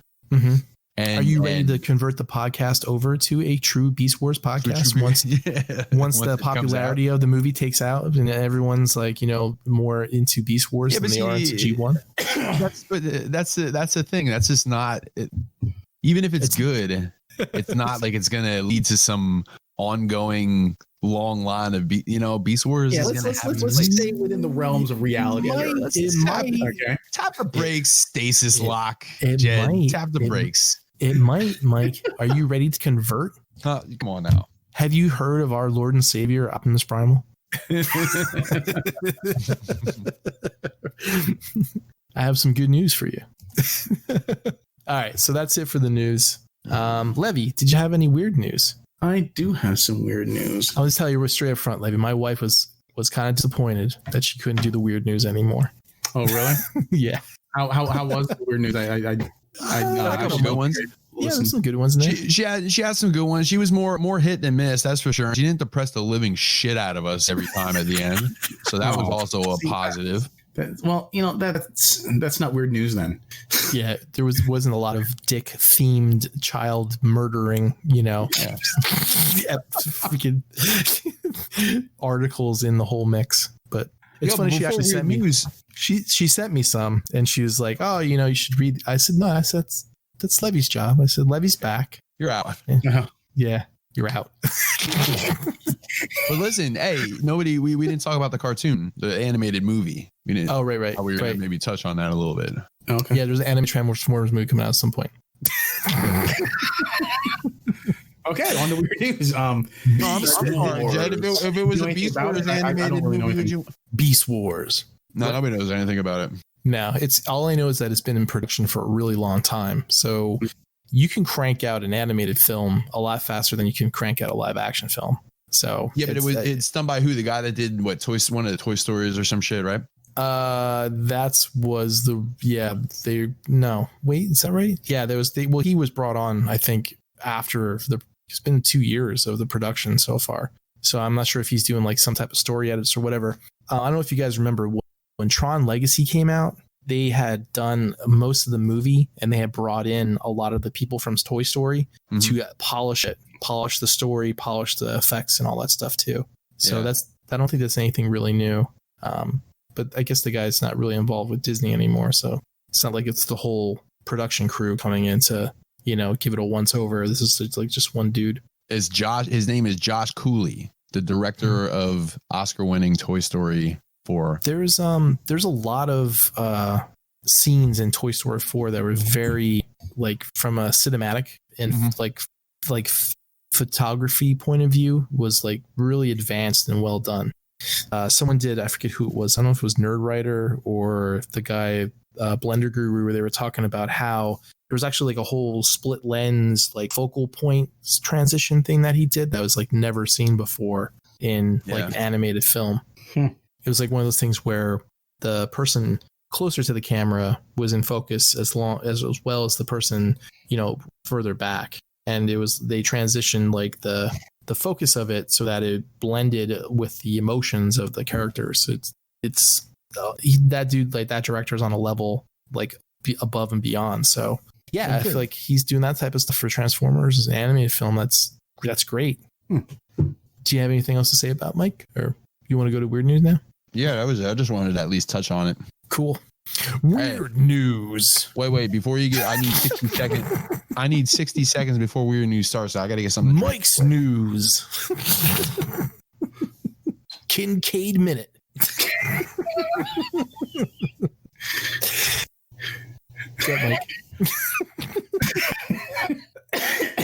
Weird news.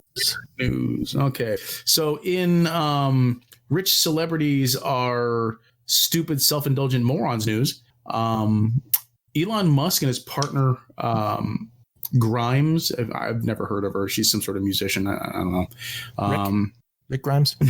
No, just known as Grimes. Apparently, they recently had a baby. So congratulations to them. That's always great news, right? Yo, congratulations to that baby. Yeah, right. You might want to hold that off, because have you heard what they named the baby? No way.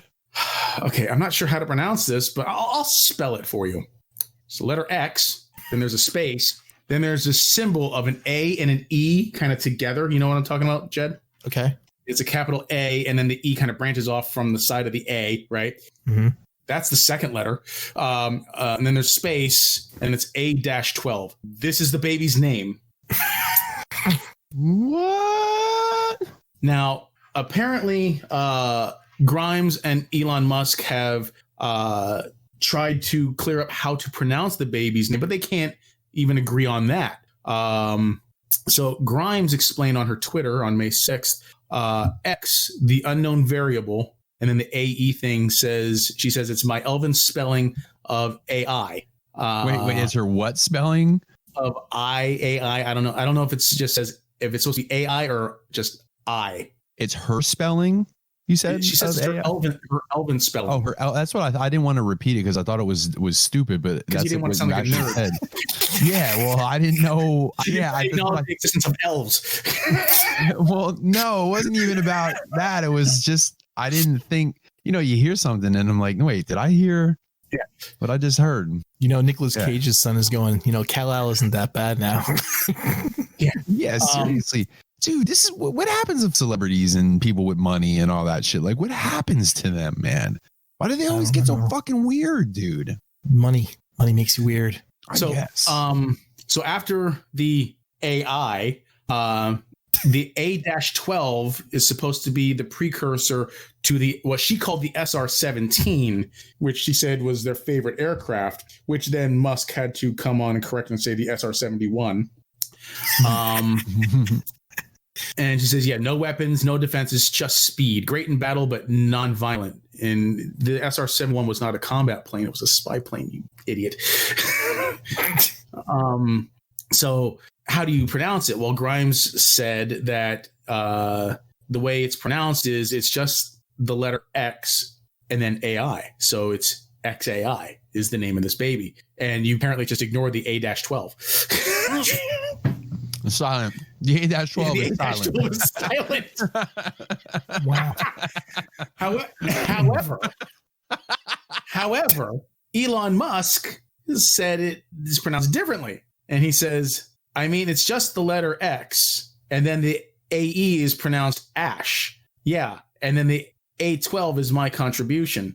And they said, why A-12? According to Musk, it was in honor of the Archangel 12 plane, the precursor to the SR-71, which the Tesla chief executive described as the coolest plane ever. The Archangel 12 was a CIA supersonic reconnaissance aircraft built by Lockheed Corporation. The SR-71 Blackbird was Lockheed's follow-up long-range high-altitude reconnaissance aircraft operated by both the United States Air Force and NASA. It was retired in 1998. So the baby's, according to Musk, the baby's name is X-A-12.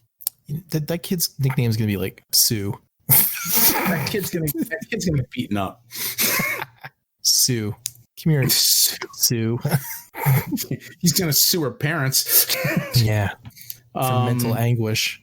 God, rich celebrities are some of the dumbest people. I used to work with this guy years ago, and he officially changed his name to Nine, and he spelled it XI, or is it IX? Which IX is IX. So he changed his name to IX. And just call him. Go around calling him X. Well, like, yeah, all this time I was like, I thought he was like some, Asian dude who like just shortened his name or whatever, and it was like in an email thing, and I was like, and then met him, it was just like some weird sloppy fat guy, and I was like, are you IX or whatever? He's like, it's Nine. It's pronounced Nine. I'm like, it's Nine. Oh, I'm like, so he's like, yeah, I legally changed my name to Nine. And then I just walked away because I didn't really want to hear the rest of the story. As well, you should, because people like that, just ignore them. They're just looking for attention. I was gonna name my daughter Jessica with a K at the end, and my friend Andy said, he's like, "Do you want her to be a stripper growing up?" I said no, so I just spelled it normally. You know what? That's a good friend because he's right, dude. Yeah. Mm-hmm. No, these parents who name their kids these stupid fucking names, they're just self-indulgent assholes. They are. Just name your kid a normal fucking name so they don't have to fucking deal with the shit growing up. Because other kids, they're the most awful people in the fucking world. They really are. They're terrible to each other. They will take the slightest thing that is different about you, and they will make that your most hated aspect about yourself. They will. They will just tear you down over, like, you have like an extra L in your name. Kids are just awful to each other, and you want to put your kid through that? Name your kid fucking John and be done with it. Jed, this is a scarred man talking right now. Yeah. Sorry, Levi. Well, take it from me. Called Levi his entire life. A man who was so broken down and beaten down about it that he just doesn't care anymore. Just lets people call him Levi. He's call me whatever. I don't give a shit. The worst was my freaking 8th grade math teacher. He would call me Levi. He would call me Levi, right? And every when did this turn into a therapy session? Every fucking day, I would correct him. I say, "It's Levy." It's like, okay. And then he would call me Levi again. And it's like, you're doing it on purpose, you stupid, disrespectful motherfucker. Fuck you. Fucking asshole. Let the hate flow. So, yeah, Elon Musk and Grimes are a couple assholes. Fuck them. Levy, it's not like short for a long, like Levi Thaddeus Dias or something like that. The fuck? I always get that question. It's short for Levadiah. I always get that question. They're like, is Jed short for like Jedediah? I'm like, no. Like, no, it's not. Or Jed Throw or something. Like, no, it's not. Yeah, it's short for Jedediah. Now, excuse me, I had to churn some butter this morning. You should tell people it's short for Leviticus. That would be badass. You would be like, that's a bad man. Tell people it's Leviticus. Short for Leviathan. Leviticus. Thankfully, I don't have a lisp. So yeah, so that was from iflscience.com. I fucking love science. So the next one is from Yahoo. The Tiger Park from Tiger King, which used to be called the GW Memorial Zoo or whatever. I can't remember the exact name of it, but they were actually shut down because of quarantine and everything, right? Well, it recently reopened. Oh, it was the GW Exotic Animal Park in Wynwood, Oklahoma. There it is. And it was run by Joe Exotic. Oklahoma recently lifted its stay-at-home restrictions, and hundreds of people flocked to the zoo, which is now called Tiger King Park. So, let's see here. Now, Joe Exotic was not there, obviously, because he's currently serving a 22-year sentence. Mike, I feel like there's spoilers in this news article for me. There are some spoilers. It's all right. Yeah. But yeah, I just figured I'd share that the park actually did reopen and hundreds of people flocked to it. You know, Levy, I think you ruined it for Mike, and he'll never watch it now. No. Tiger King ruined Tiger King for Mike. Nah, you should watch it. Just fucking watch it. It's fucking insane. These people are fucking crazy. So the next one comes from Yahoo, Yahoo.com. So we now have murder hornets. Deadly pest has reached North America. These are Asian giant hornets. There's a specific Japanese species, the Japanese giant hornet, obviously. These things are going to be like 2 inches long. Huge. They're fucking insane. Did you guys see the GIF on Facebook? I think Justin Lynette posted it. Of a praying mantis eating one of these things. Yeah, eating the head off of him. Yeah, Dude, that was great. It just chowed the fuck down on this thing's face. Yeah, I loved it. Like Hannibal Lecter style. Holy shit. I gotta see that. Yeah, but apparently these things eat praying mantises too. So that could have gone either way. But it reached out, just grabbed a hold of it, and just like and like time lapse, just fucking ate its fucking head. Yeah, cool. Like half of its head was gone, and its abdomen was still trying to sting him. Yeah, crazy. Good, there's like predators out there for those things, because I was reading about how even if you aren't allergic to like the stings, you could still get stung and die from these things if you get stung enough. Yeah, and it's like a handful of stings. Sting is extremely painful. It'll actually go through a beekeeper's suit. Coyote Peterson, he's a guy on YouTube, does Brave Wilderness, and he went around getting stung by a bunch of insects on the Schmidt pain index, just to test out to see how accurate it is and to see what the most painful sting is and everything. And he got himself stung by one of these Japanese giant hornets, and he said that it is one of the most painful stings he's ever felt. The executioner wasp is the most painful, and that wasn't on the Schmidt pain index. Yeah, so like the guy who made the Schmidt pain index, his name's obviously Schmidt. He never heard of it. I guess he never encountered the executioner wasp. But Coyote Peterson got himself stung. He said it was the worst pain he'd ever felt from a sting. I guess the number one on it previously was the bullet ant. If you guys have ever heard of the bullet ant, they call it the bullet ant, not because it's the size of a bullet, but rather getting stung by one of these things makes it feel like you're shot. Wow. So, but he said that the Japanese giant hornet was a very close second to the executioner wasp. So the pain has been described as having like a railroad spike driven into you, or I should say a hot railroad spike being driven into you. So on related news, I was going to say that I think it was Tyler or Dakota. They created a meme for that. They said, "Murder wasps? You mean waspinators, right?" And TF Khan stole their meme and posted it as their own. Oh, motherfuckers, man! and they were shit. They were flipping the fuck out. That's some low down dirty shit. They threw it up on Facebook, Twitter, everywhere. Oh, come on, man. Yeah, they like bullied them into like giving them credit for it and stuff too. That was pretty fucked up. What was I gonna say now? And like these giant hornets, like they're really devastating to beehives. Yeah. They can kill, and then I got this information from Kyle Hill on YouTube. They can kill 300 bees in a matter of minutes. Yeah, there's by decapitation. They'll just bite their heads off. My wife knows someone who they're actually kind of doing that like as a side business. They got the whole hives going, and they got the whole thing going. They're gonna turn around and sell the honey and stuff. Yeah, and they're real nervous about it because just like a few of these hornets can come in there and basically decimate an entire hive within like 5 minutes, and they basically what like I'm trying to think exactly what the term would be, but they invade the hive, kill all the bees, and then they eat all the young. And it's crazy. And I mean, with the bee, population depleting already, having something like that, that's when you start talking about food shortages and stuff, And they were these hornets were found in the American Northwest, which is a very which is an area with high honey production.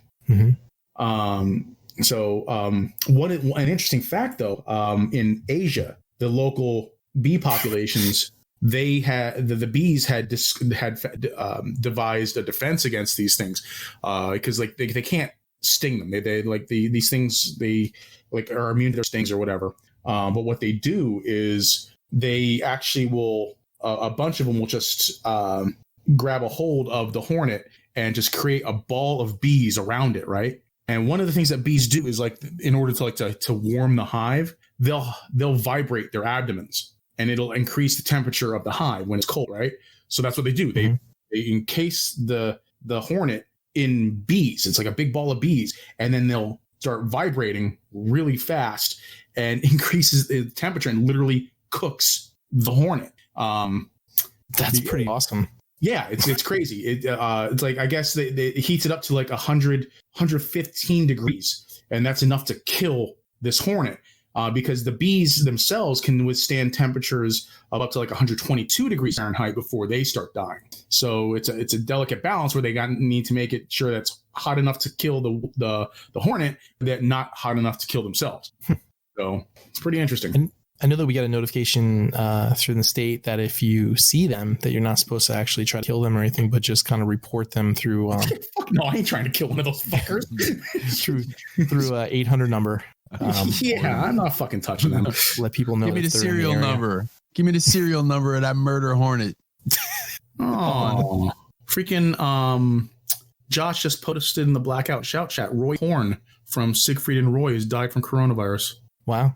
Was that the one that got attacked by the tiger? Yeah, he was paralyzed from the tiger attack. No shit. Well, that's sad. Did we tell you about? Did I ever tell you about the time we met Siegfried in Las Vegas? No. We April and I went to Las Vegas to see a Lindsey Sterling concert in 2013, and or was it 2014? I think it was 2014. And we went to the Siegfried and Roy Dolphin Sanctuary, and they had their lions and tigers and stuff on on display there, and they had dolphins, and dolphins would do a little show and stuff like that. But while we were walking around, we saw Siegfried there. He was greeting guests and everything, so we got pictures with him and everything and whatnot. It was pretty cool. So cool. Did you stop at the Don Shula Steakhouse there too? No. Okay. Just wondering. It was all tying together with the Dolphins, and Yeah. No. Do you have more weird news, Levy? No, that's it for my weird news. Mike, you still awake? I am. Yeah. All right. Just barely. Toy news time, sir. Toy news. There wasn't a whole lot of stuff in the way of reveals, but there was a little bit of just toy news, like company wise. Like, so I saw this in the chat from Nate. I'm not sure where Nate got it from. Maybe you guys could fill me in on it, but it is something about Fans Toys is trying to put out one figure a month. Was that something you guys also saw? I heard a rumor about that. I heard it was from Nate, and I don't know how plausible that would be. Well, I'm sure he didn't make it up. You know what I mean? I'm sure it came from. I know X-Transbots wanted to do that last year. Yeah, and they didn't succeed, but they did release a bunch of figures, during the year. I did hear that Fans Toys was supposed to have their own factory or some shit at this point. Oh, okay. Which would be pretty interesting. So that probably ties in somehow, I would imagine. And you actually think that's a factory dedicated solely to those toys? No clue. I have no clue. Just kind of regurgitating stuff that I've heard, through reviewers and shit. I think I heard it on Skullface's channel among a few other places, but I found that interesting. Okay. Jed, are you talking about the supposed Fan Toys factory? Yeah, that's what Mike just said. Yeah. Okay. I would imagine that it's not just going to be for toys. I mean, I imagine that they would probably have contracts or other things to make in there, and that they would just make the toys as they can. Which is kind of like the general theory of how other factories and stuff, do it. You know what I mean? Yeah. Because I just don't think they'd be able to keep a factory open just on making, third-party Transformer toys. I had thought I remember hearing a year or two ago about how one of these third-party companies was supposed to be using the same factory as Hot Toys. Mm-hmm. Is that, I think? And that was a rumor going around too. Mm. About how it might have been 3A or 3.0 now. how the paint quality would be better now on those figures because of it. But maybe I'm mixing up my rumors that I had heard like a while ago. Well, here's something that's not a rumor. We got an email this morning after you guys pointed it out. I went and checked my email and it was actually sitting in there, but it was some updates on Unicron. Update number 2, production update number 2. So they're in the, what was the process? What was the step of the process? The T1? Is that what they called it? The T1 step. So that's where they actually start making some prototypes with plastic. So they just kind of showed some pictures of the molds and some, oddball colored, prototype colored shots of Unicron. Picture of the one out on the dock looking across the lake. Did you see that one? Yeah, Looking wistfully. Yeah, the one with the fishing rod. It's like, yeah, all right. Just reminds me of like when you used to watch the ending of like Airwolf. And you see Stringfellow Hawk there with the cello, playing on like. Stringfellow Hawk. Stringfellow. He was probably named by a rich celebrity. So they show some more pictures, and then they show some actual pictures of the packaging, which is kind of it's like a U-Haul box with just painted Unicron on the side. I don't know, man. I like the recycled cardboard look. I don't know, I kind of dig it. What else are you gonna put? You're not gonna put it in like a big, color printed art done box, right? With like a window and shit in it. They're just gonna use the same box so you get a lamp in, Yeah, because it's basically the same size.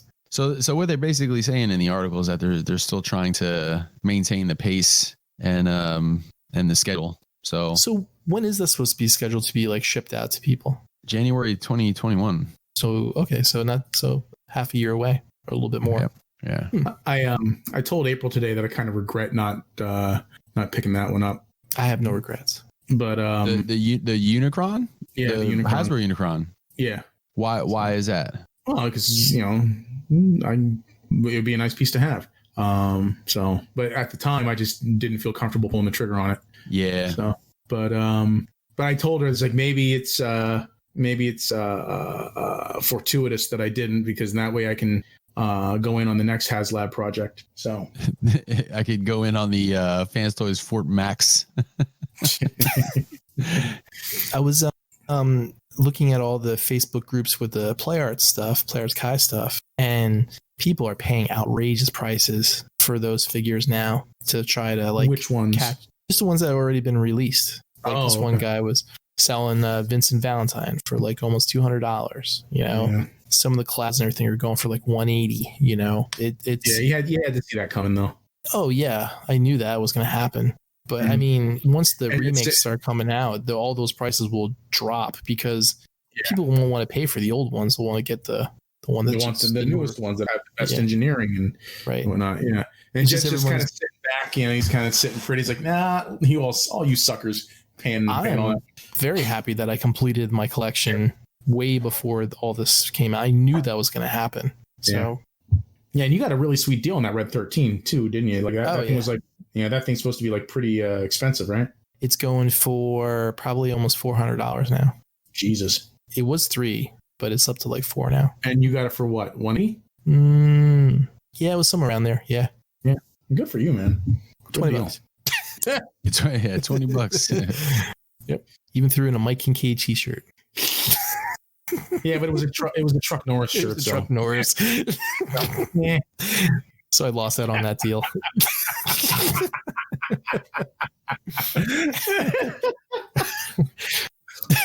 Sorry, Mike.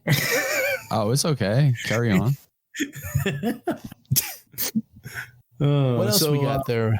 Twin news there, Mike. That was all really.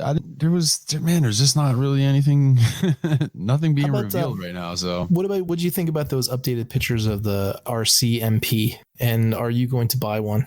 No, I'm good. No, yeah, I'm good with the even though it's an official release. Yeah, that's not always the final deciding factor. But are you gonna still buy one to keep it in the box unopened? No, I'm done doing that too. You're done with that. Yeah. So you stopped at what? Hound was it? 49. That was it. Huh? Was it 48? Not gonna get the Tigertron in box. No. Fuck with I get one of those. What the fuck would I get two of them for? Oh, You know, in a year or two from now, you're gonna regret that because no, he's not. you're gonna want a Beast Wars. Not really. No. Speaking of official masterpiece, I forgot to mention back in my halls and stuff. I was actually so bored in the hospital that I was actually contemplating buying the MP44 Optimus Prime. Oh man. Wow. I didn't, but I was actually sorely tempted because Ami has it for like $345 or some shit. Yeah, you can get them. Like you can get those used on Ami, like the unopened box, but with slight damage to the box, which to them is like a little scratch for like $2 something. Oh really? Yeah. I didn't see anything like that, but I guess you have to. It comes and goes real quick, and you got to be right on Johnny on the spot with it to get them. So. I saw that the Sunstreaker reissue is going to be coming out at the end of this month. The red one. No, the yellow. Oh, no, the reissue. Okay. Because there's a red one. That was one thing that they actually revealed that they're going to be doing the red. And it was what was that third? Oh, Spin Out. That's not to be confused with Avionics Spin Out. Yeah. No. Are you getting that, Mike? No, I have the vacuum one. Okay. Vacuum, whatever the hell they call them, Blaze. Yeah. Blaze. How about Storm Collectibles? They're going to be doing the Battle of the Planets or G-Force. Gotcha Man figures. Yeah. Hey, that's pretty dope, man. Yeah, they're cool characters. I don't think I'm going to be buying those. Still waiting for them to at least put up for pre-order one of those Darkstalkers figures that they announced. I'm still waiting for like the King of Fighters stuff to drop in price so I can pick those up. Yeah, those are pretty expensive. They don't seem to be moving either. Not like the Street Fighter ones, because like if you wanted to wait for the Street Fighter ones to come down in price, you missed out. Like Zangief and shit. Like you'll never get the regular colored red Zangief anymore unless you want to pay like $200 or some shit. Right. But the King of Fighters ones don't seem to be moving because like they're still in stock at TS. Right. That's why I have a feeling that they'll drop probably like 60 or something. Then I'll grab them. Yeah, I might pick those up at that price too. Speaking of King of Fighters, did you see the Leona 1/6 figure? There's a company that I think is using a Fison body. They're doing a 1/6 scale Leona. Oh, really? No, I did not see that. Looks really cool. Huh. Big fucking tits. I mean, they're fucking ginormous. I mean, she's got ginormous tits as it is, but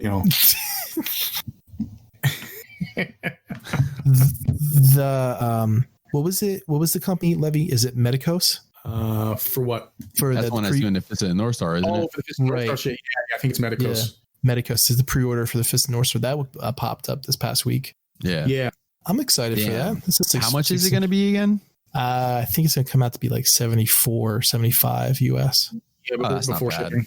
And that's if you buy it from overseas. If you buy it from a domestic store, it's 110 or some shit. Man, that's expensive though. Yeah. No, I'm just saying for the just like $80. Yeah. Well, I mean, if you think like your Storm Collectibles is probably around that price now too, right? No. Expensive. Like if you buy it domestically, if it's over 100 for a Storm Collectible size figure, the like that 7-ish scale or whatever that they are. Mm-hmm. And that's expensive, man. Mm-hmm. Like I'd really have to, if domestically was the only way to get a hold of that, I would really have to think about whether or not I was going to be in on it because, after Kenshiro comes Rei, comes Rao, comes Shin, comes everybody, Jaggy, mm-hmm. I want some of that cast. I don't know if I'd want to be paying, $110 per Kenshiro size and then like $150 for Rao, right. 250 for his horse. Yeah. You can't get Rao. Like, dude, if you're going to get Rao, man, you got to get Rao's horse, right? Right, Levy? You went on Rao's horse? Rao's horse? Oh, yeah, absolutely. Right? Or you could just get a regular horse of the same scale on Amazon for $20. Nah, man, because Rao's horse is going to have like, Rao's horse was dressed like Rao. Yeah. With a helmet on and shit. They shopped at the same place. Or some shit. Yeah, man. It was like Caligula and his horse, man. They were just rolling, drinking beers together, taking over the world, post-apocalypse. Yeah, Jed, check the chat. I see. That's pretty cool. Yeah. Giant Nice. One thing I did find out that was interesting that I didn't know. I don't know if you guys knew this or not, but Amazon Japan sells third-party figures. Like they sell fans toys. Notes. Yeah, X-Transbots. There's MMC. There's a whole bunch of, and some of the stuff was actually cheaper. Like fans toys prices were. I've seen third party on our Amazon from time to time.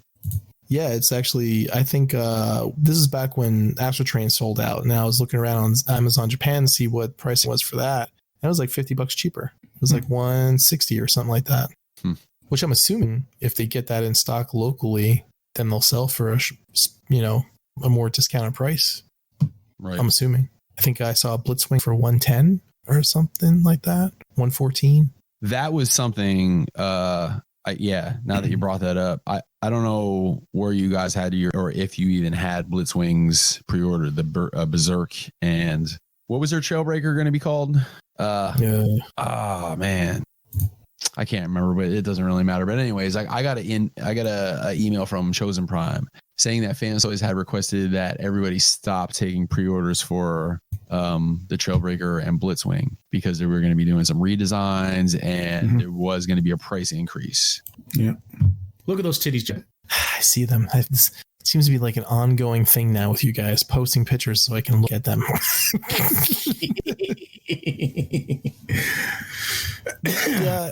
Yeah, I mean, do you buy that, Mike, or do you think it's just them price adjusting so that everything can be like around $200 now? Well, I mean, it's probably a little bit of both. You know, I mean, wherever there's business, there's a little touch of greed involved, obviously. But I'm sure they're doing a redesign. Yeah. I think their reputation matters to them, and I think that they're probably.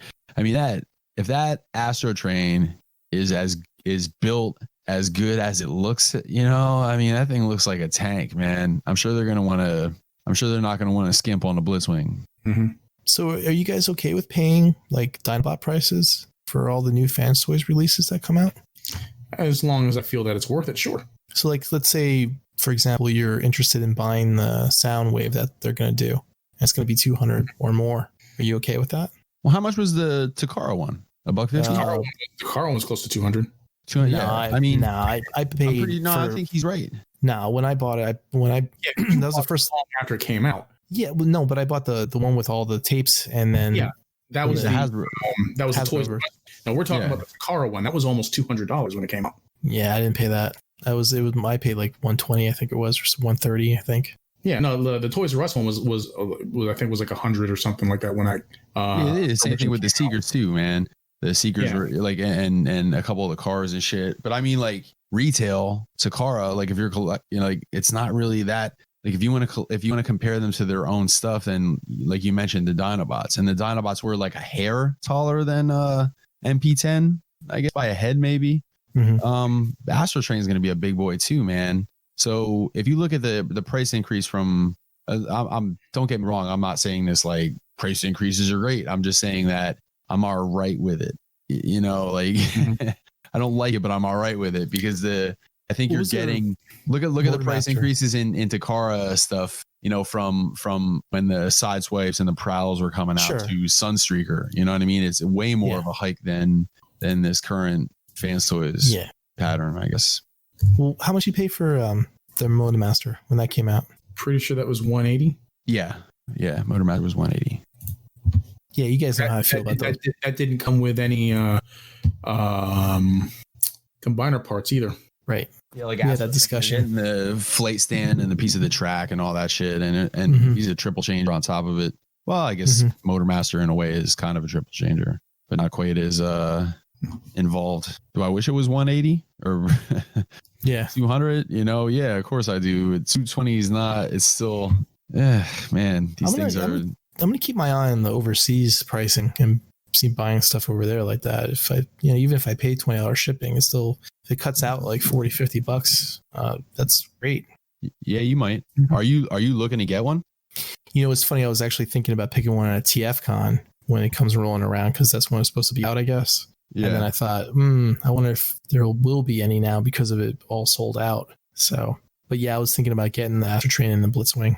Yeah, and you got to keep your eyes open too. Like, Fans Toys is getting a little more liberal with doing reissues and repaints. I would not be surprised if they did like a toy version that was like the bright color, like not bright, but like the light gray with like the purple trim and all that shit, like the toy or whatever. Like I wouldn't be surprised to see that. Or if they would do like a metal paint version. Yeah, like metal. Yeah, I mean, man, you can't bet against it at this point because that's what they've been doing a lot over the last couple of years with a lot of their stuff. Yeah, they want to get that money for that mold. Yeah, sure. I would like to see there was a Diaclone. I would like to see, man, there's some easy repaints out there that I'm surprised companies didn't jump on. And I know they aren't like super popular characters, but looking at how they like to reuse their molds, I'm really kind of surprised. Like I'm surprised none of the companies that had a 6-shot made a great shot. He's not like a super popular character, but he's definitely like, people would be into getting him. Maybe it didn't sell well enough. What, 6 shots? Yeah. You don't think Hydra sold well? I just said maybe. I don't know. I have no proof of it one way or another. I was just curious. Or maybe they just didn't want to pay to make a run of that many figures, thinking that they won't sell that many. Yeah, I don't know. What was the other news we had, Levy, with the Marvel Legends stuff with the Kingpin and the Mysterio, the retro versions of them coming out, Levy? What's that? I said the retro versions of Marvel Legends. Mysterio they revealed the retro carded Mysterio with the old Toy Biz. What were they, 4 or 5 inch figures from the 90s from the old Spider-Man animated series? Yeah. So it has that old retro card. It's just a repaint of the original Mysterio from the Lizard Wave. Right. And the Build-A-Figure Kingpin. Mm-hmm. Cool. Yeah. And that's going to be, that was recolor of, so that it matched the animation. Yeah, I'm down for that. I pre-ordered that.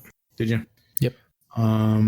Yeah, I have the white suit Kingpin. Yeah, I remember when we split out that wave for that. What else was there? I mentioned before about the next HasLab project. And this is just, they did tease it at, was it Toy Fair? Yeah. And heavily implied that it's going to be a Sentinel. But I have heard rumors that it might be a master mold or just a regular Sentinel or whatever. So I told April today that maybe it was fortuitous that I didn't get the Unicron so I can get this Sentinel. Yeah. And if it is a regular Sentinel, hopefully it'll be a little bit cheaper than the usual HasLab project, and I might be able to pick up multiples if they were smart. Yeah. So because ideally I'd like to get 3 Sentinels. Why 3? Just I feel like 3 is a good number to have, like multiple Sentinels. Sounds like me now. Man. 3 is the magic number. Yeah. Mike, are you gonna get a Sentinel? You got your X-Men stuff. Possibly. That would be cool. Todd McFarlane has a Kickstarter for a classic Spawn figure. Is this something that we talked about last time, or is it something else? About it? No, it's the same thing we talked about. Is it? Okay. Oh, you did talk about it. Okay. Yeah, we did. Yeah. Okay. Well, then we don't need. It's upsized. It was of a previous toy, but it's like upsized. Yeah, but it's got a lot more articulation than that one. Yeah. So, and he's like, he's doing like multiple versions. He's gonna be doing like an artist proof version, which is kind of like black and white, and grayscale and such. And so, SHF or Bandai put up for pre-order their 2012 Avengers version of Captain America. You guys see that? I did. Yep. I ordered 2 of them. Really? Yeah, I ordered 2 of them because not a fan. The scene from Endgame. Not a fan. Oh, not a fan of the suit. You know what? It's got its charm. Yeah, I thought the suit looked kind of hokey, but it's got its charm for me. They also put up for pre-order their Loki from Avengers. And these were all both Soul Web exclusives, but Bluefin is handling distribution domestically now with the Soul Web exclusives, so they're not nearly as expensive at the domestic retailers. They're only slightly more expensive than usual, I think, or maybe right around the normal price, which is good because that like the Infinity War Thor and the Endgame Thor, they were like $130, which was outrageous. What? Yeah, for the domestic prices on those, yeah, they were like Crazy. $100. But the thing is, like, because they were still web exclusives, from what I understand, BBTS had to buy them at cost from overseas shops that were selling them, and they had to mark them up to make a profit. So, yeah, because they couldn't, because I guess they couldn't get them at wholesale. That's what I heard. I don't know if that's the truth. So take it with a grain of salt. But that's what I heard, and it makes sense. So interesting. We already talked about the Gotcha Men Storm Collectibles.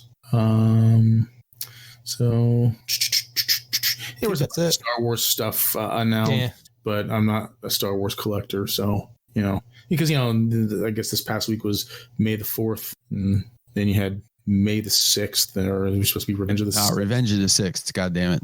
Yeah. Revenge. Yeah, I know. I get it. It's all fucking stupid. Fucking nerds. So yeah, that's all I got, I think. So what's up? Q&A? Yeah. You want to go over the Q&A? I got, I don't know if you guys listened or not, but Lewis had a question, and it was like an audio question. Okay. His question was, what was our biggest regrets in collecting? And he used an example of where he wanted to pick up something, and he didn't get a specific wrestling line, and now if he wants to go back and get it, it's like really expensive. Do we have any regrets of something that we did not purchase where we wish we would have got it back then? And Levi was saying about the Unicron. So yeah, but I mean, I don't feel too bad about it. That's not. You don't feel regretful. I mean, I kind of regret not going in on it, but I'm not broken up over it. Yeah, I can't remember not getting something that I should have got, or getting something that I remember getting a few things that I probably shouldn't have got, but I don't remember missing out on anything. That really bugged me.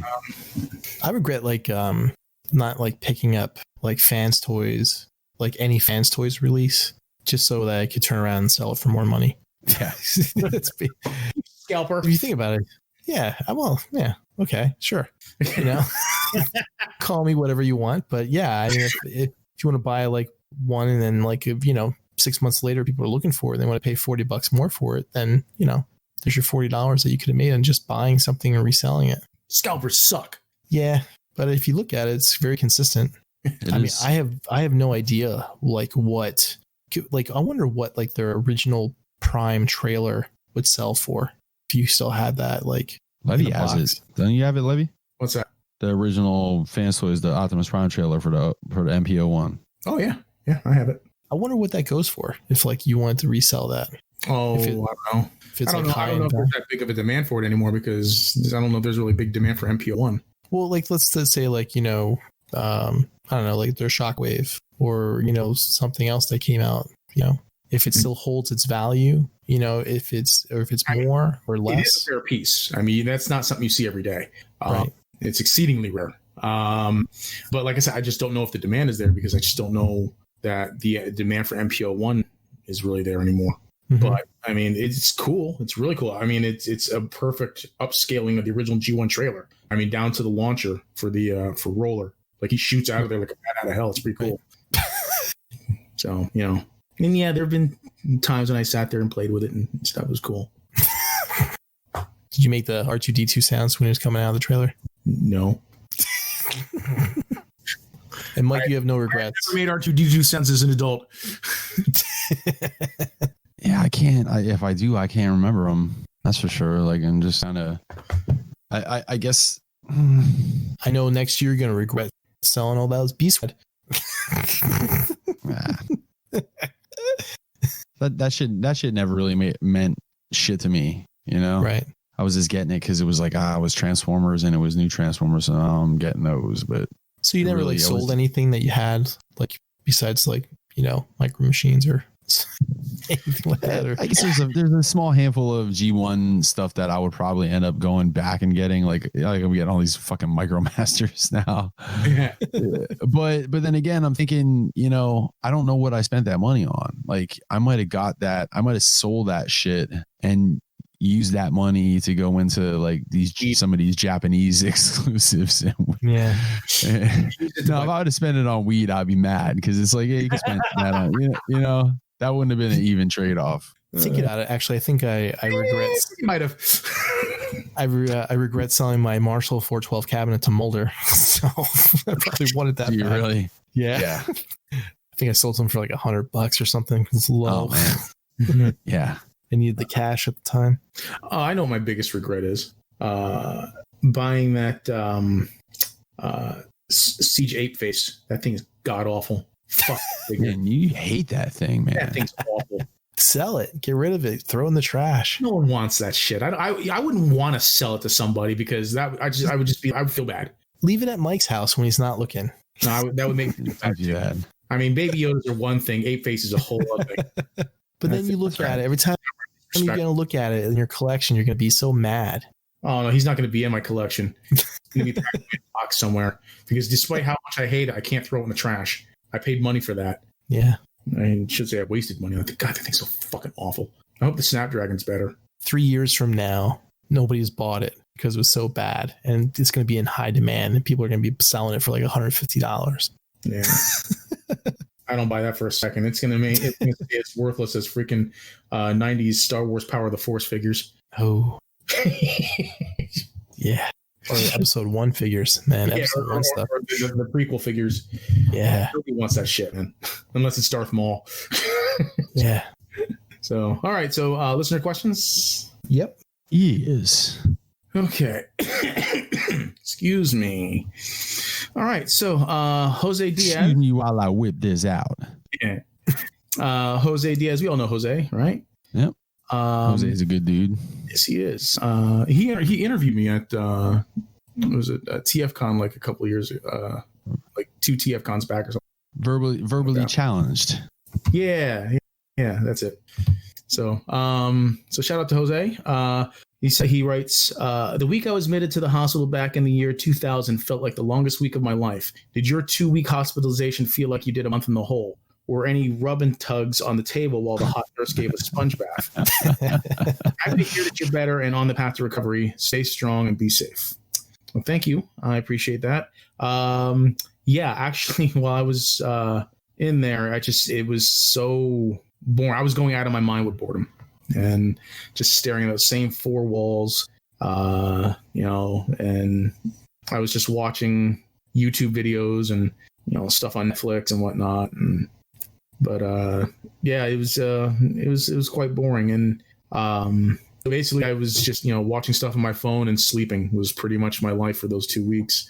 Did you yank one out at all, Levy, while you were in there? Like sneak off into the bathroom and drop a load in the sink? No. And I couldn't tug it to any of the nurses because I didn't know what any of them looked like, In my mind, Levy, all your nurses look like the backup singer or the backup band for Robert Palmer. Yeah. But they were wearing masks. They sounded pretty. They had, very pleasant sounding voices, I wouldn't mind hearing their voices again. I'm just saying. Yeah, you would mind because if you heard their voices, you'd be in the fucking hospital. Well, I mean, outside of the hospital, I did have some conversations with them and stuff though, on a semi-personal level, not just about my health and stuff. So, got to know you a little bit. But yeah, the 2 weeks I spent in there was not my favorite time of my life. So, well, I had my appendix taken out I think it was 6 years ago or 7 years ago now. That was rough. And then I had an infection on top of it. So I was in the hospital for a week, and it was basically, I was like you said, I was in and out of consciousness, to have the TV on and just sleeping. And because a lot of times they'd wake you up in the middle of the night to take take your temperature and your blood pressure and all that stuff. And that was hard to sleep, when they do that every 3-4 hours. Mm-hmm. Yeah, I would just get to sleep, and then 1 in the morning they would come in and say, "Yeah, we need to take your temperature and blood pressure and stuff." I'm like, "All right, fine." Yeah, and you were in for a week, right? What's that? I was in for 4 days. 4 days, and after 4 days, I was I was going so fucking insane that I feigned feeling better to get out of there. Mhm. Like they let me take a walk down the hall, and if I could keep my shit together on the walk, they were gonna let me go. You know, and I was like, I really fought overly hard to concentrate to get that to be able to like stand up straight and walk right and stuff, just so they could say, all right, you can go home. And then I was out of there. But I did it because I was going fucking nuts. Now I don't know how you were, Levy, like as far as your sleep schedule was. It was weird for me because I couldn't sleep for more than like an hour or two at a time. But I couldn't, I was going fidgety, crazy, just sitting there. So there was it was this discomfort for 24/7 for the 4 days I was in there. And it was always sleep for an hour or two at a time. Like I wished I could have slept for, a shift, 8 hours, 8, 9 hours or whatever, but I just couldn't do it. And it was more for me. It was more mental. Yeah. Yeah. So, not pleasant experiences all around. Okay. So Doris writes, great to have you back, Levy. Shout out to the teams that helped you recover and to all the people looking after other patients out there around the world. Shout out to Mrs. Vargo for standing in for you. You now have a new benchmark to reach. It must have been really tough while you were in the hospital. I just wondered, have you still not shit yourself as an adult? Stay safe out there. F.U. Robin Leach, signed Doris. Well, thank you for kind words, Doris. I appreciate it. No, I've never shit myself as an adult, ever. So that's my story. I'm sticking to it.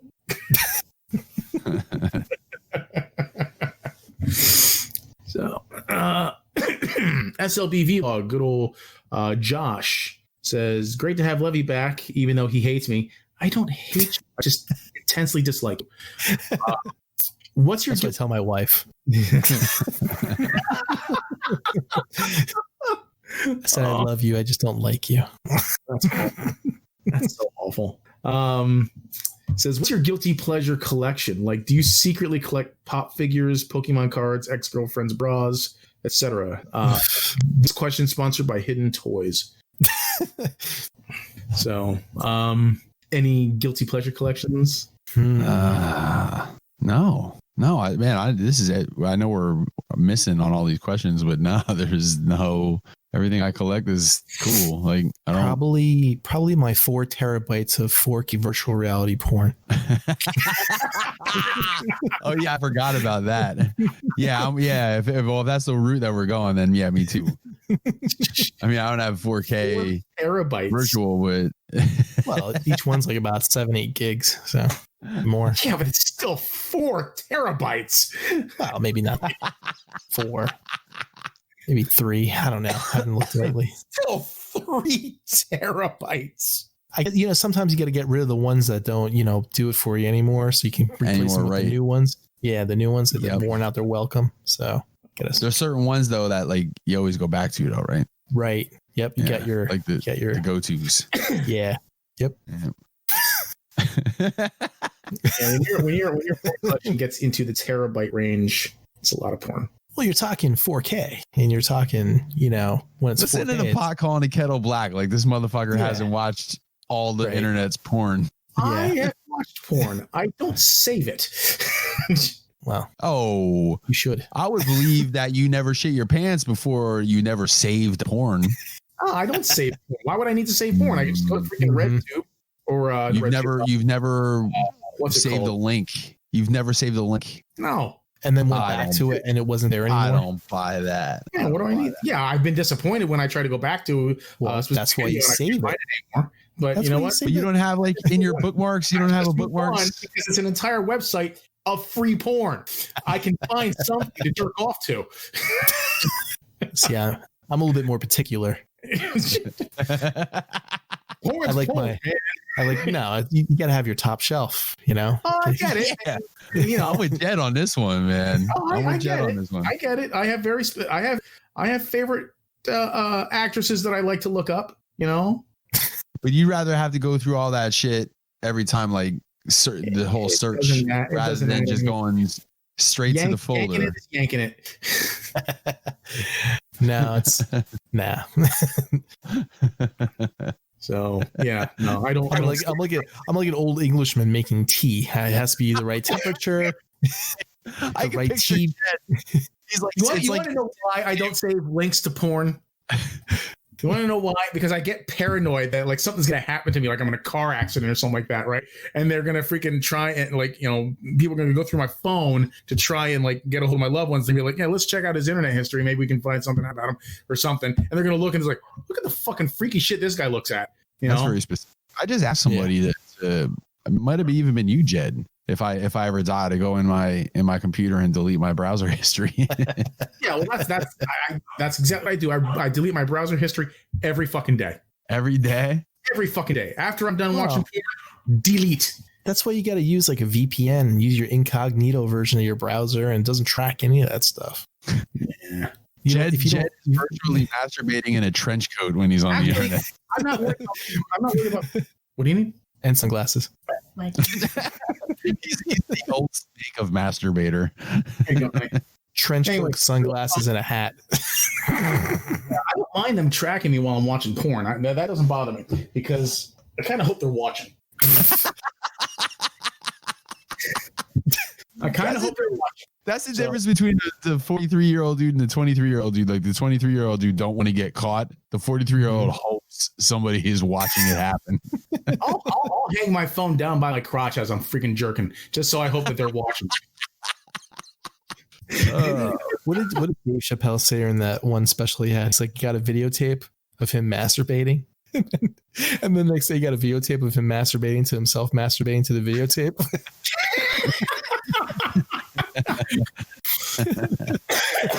Excuse me. Okay, so let's see the shares. And I don't think too many people comment this time because people didn't care that was back. A lot of guilt being thrown around this episode, man. There are a lot of people, confuse people by the mariachi band, I guess, huh? Jose posted the same question in the Beast Wars Society. So yeah, that's it for the questions then. All right. I do love that GIF though. That's great, Jed. I can take the 720p version so you can watch it on you could save it locally and watch it. That's some good work there. It would have been great though if you could have put your faces on Picard and Riker. Yeah, I just didn't have the time. Yeah. I wish I'd come up with the idea earlier in the week. Give you more time to work on it. Yeah, it was all CGI'd up then. Excuse me. All right. So what's next? Well, that's it. I mean, this is the end of the show. Yeah. And any final thoughts on anything? Start with Mike. Mike, do you have any final thoughts? Not really, man. Just hope everybody stays safe. And you know what? Probably more importantly at this point, staying mentally safe as well. Because I think it's starting to get to that point where the people that were going to go nuts are starting to go nuts. So we're going to need everybody to like keep their shit together. Yeah. My wife had a breakdown last night about not getting her hair cut. Yeah. They opened up other counties in Pennsylvania, but not ours. So yeah, we got until, I don't know about you, Jed. I didn't see how far up on the map it went, but like we're at June 4th now. Yeah. I think we're around the same thing too. Yeah. We're red counties. Well, that's like I said before. If nothing directly affects you, then a lot of these, hoo-has out there are just like, oh, I don't care. I'll just go out and spread the virus around. And before you know it, the counties that didn't have a problem now have a problem because they didn't give a shit. Yeah. I don't know how much differently I'm going to be living my life after it opens back up. Like I'm not in a real hurry to go back and start socializing again. I think the only time that I'm going to have to, and it's probably going to be a while before like I know the June 4th thing is like the end of this whole like stay at home thing, but that doesn't mean that they're just going to start opening bars and restaurants and all that shit again, right? Or places where there's going to be big crowds. Phased process. Yeah. So the next time I'm going to have to be in a bar or a club is like for playing out, but outside of that, like when you I'm say end of September when RetroCon comes around, are you gonna Are you gonna wear a mask when you're there at the convention? I just dress like this. I just wear a scorpion. That way I don't have to really answer that question. You know what I mean? I'm just kind of there, like just doing what I would usually do. So I don't know. A lot of weird shit going on. So all this stuff, and I'm like having a hard time even really knowing what to think anymore about any of it. I saw all the tables were sold out at the thing. I might have to RetroCon. I might have to hit you up for a small space, slide you some cash on the side. Yeah, if you're really into trying to get your own, I mean, and that's fine. You could have some in my spot too. But if you're really into getting your own, I'll hook you up with Tony. Oh, okay. It was sold out last year too, and I hit him up at the last minute, and he snuck me in. So, oh, cool. You know, I'm not guaranteeing, but maybe you'll be able to find a spot somewhere in between the 18 van and the Jurassic Park Jeep where nobody goes. Yeah, I'll be hanging out with Sergeant Slaughter. What was I gonna say? Oh, is there an NJCC supposed to come up too this year yet? Yeah, I think so, but I don't know when that's supposed. I'm most worried about RetroCon and TFCon. I just hope those two happen. I hate to miss out a year because those are the two big ones. To me, those are the two big ones. I mean, TFCon obviously, but like RetroCon, man, RetroCon's fun, dude. If anybody listening to this and is anywhere near local, like to the Lehigh Valley or Philly or man, definitely go to RetroCon. It's a good time, and I hope it happens. I hate to miss out. Levy, you should go. You haven't gone like the past few years. You should go to RetroCon. Have you ever, Levy? Have you ever been to RetroCon? I think I went to one. I think there was one that I went to, or maybe not. Maybe no. I'm thinking of ZoloCon. Yeah. That was one at the one at the observatory, right? Right. Definitely go to a RetroCon at some point, man. Yeah, this is outside of Norristown. Yeah, in Oaks. Okay. But yeah, I don't know. It's hard to really get a handle on what's happening. I bought my plane tickets for TFCon, so hopefully it doesn't get canceled. Yeah, really. Yeah, because will they take anything into consideration? Will they take that into consideration? Like if it does get canceled, are they going to try to fuck you on them plane tickets, or do you think they're? Yeah, they probably will. I mean, they'll give me back something, but they'll take most of it because I think there's a certain date, and I think it's in like June or something like that where you can cancel, and before then or after then it's basically you're shit out of luck. Yeah, and it wasn't that bad. I mean, there's $100 to round trip to Chicago and back, which is super cheap. $100 is still $100 though. Yeah, right. But it's not like I'm losing 400 or 300. That's your whole Fans Toys Dinobot team.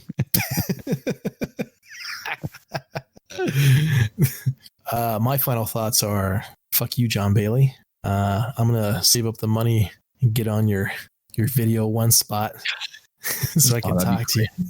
Yeah, that would be awesome. I think you should do that. I'll wear my t-shirt.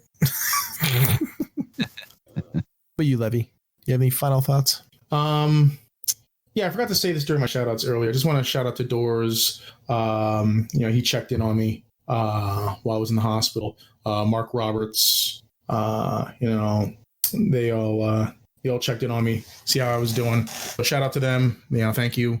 Just thanks to everybody who checked in with me and everything. So it's great to be back. I'm glad to be here. So thanks to Dakota and Mrs. Jed Vargo and Vanessa for filling in when I wasn't able to. So yeah, that's it for me, I think. Mike? Jed? I'm good. I'm good if you guys are, man. I'm good. Yep. Enough's enough. We're out.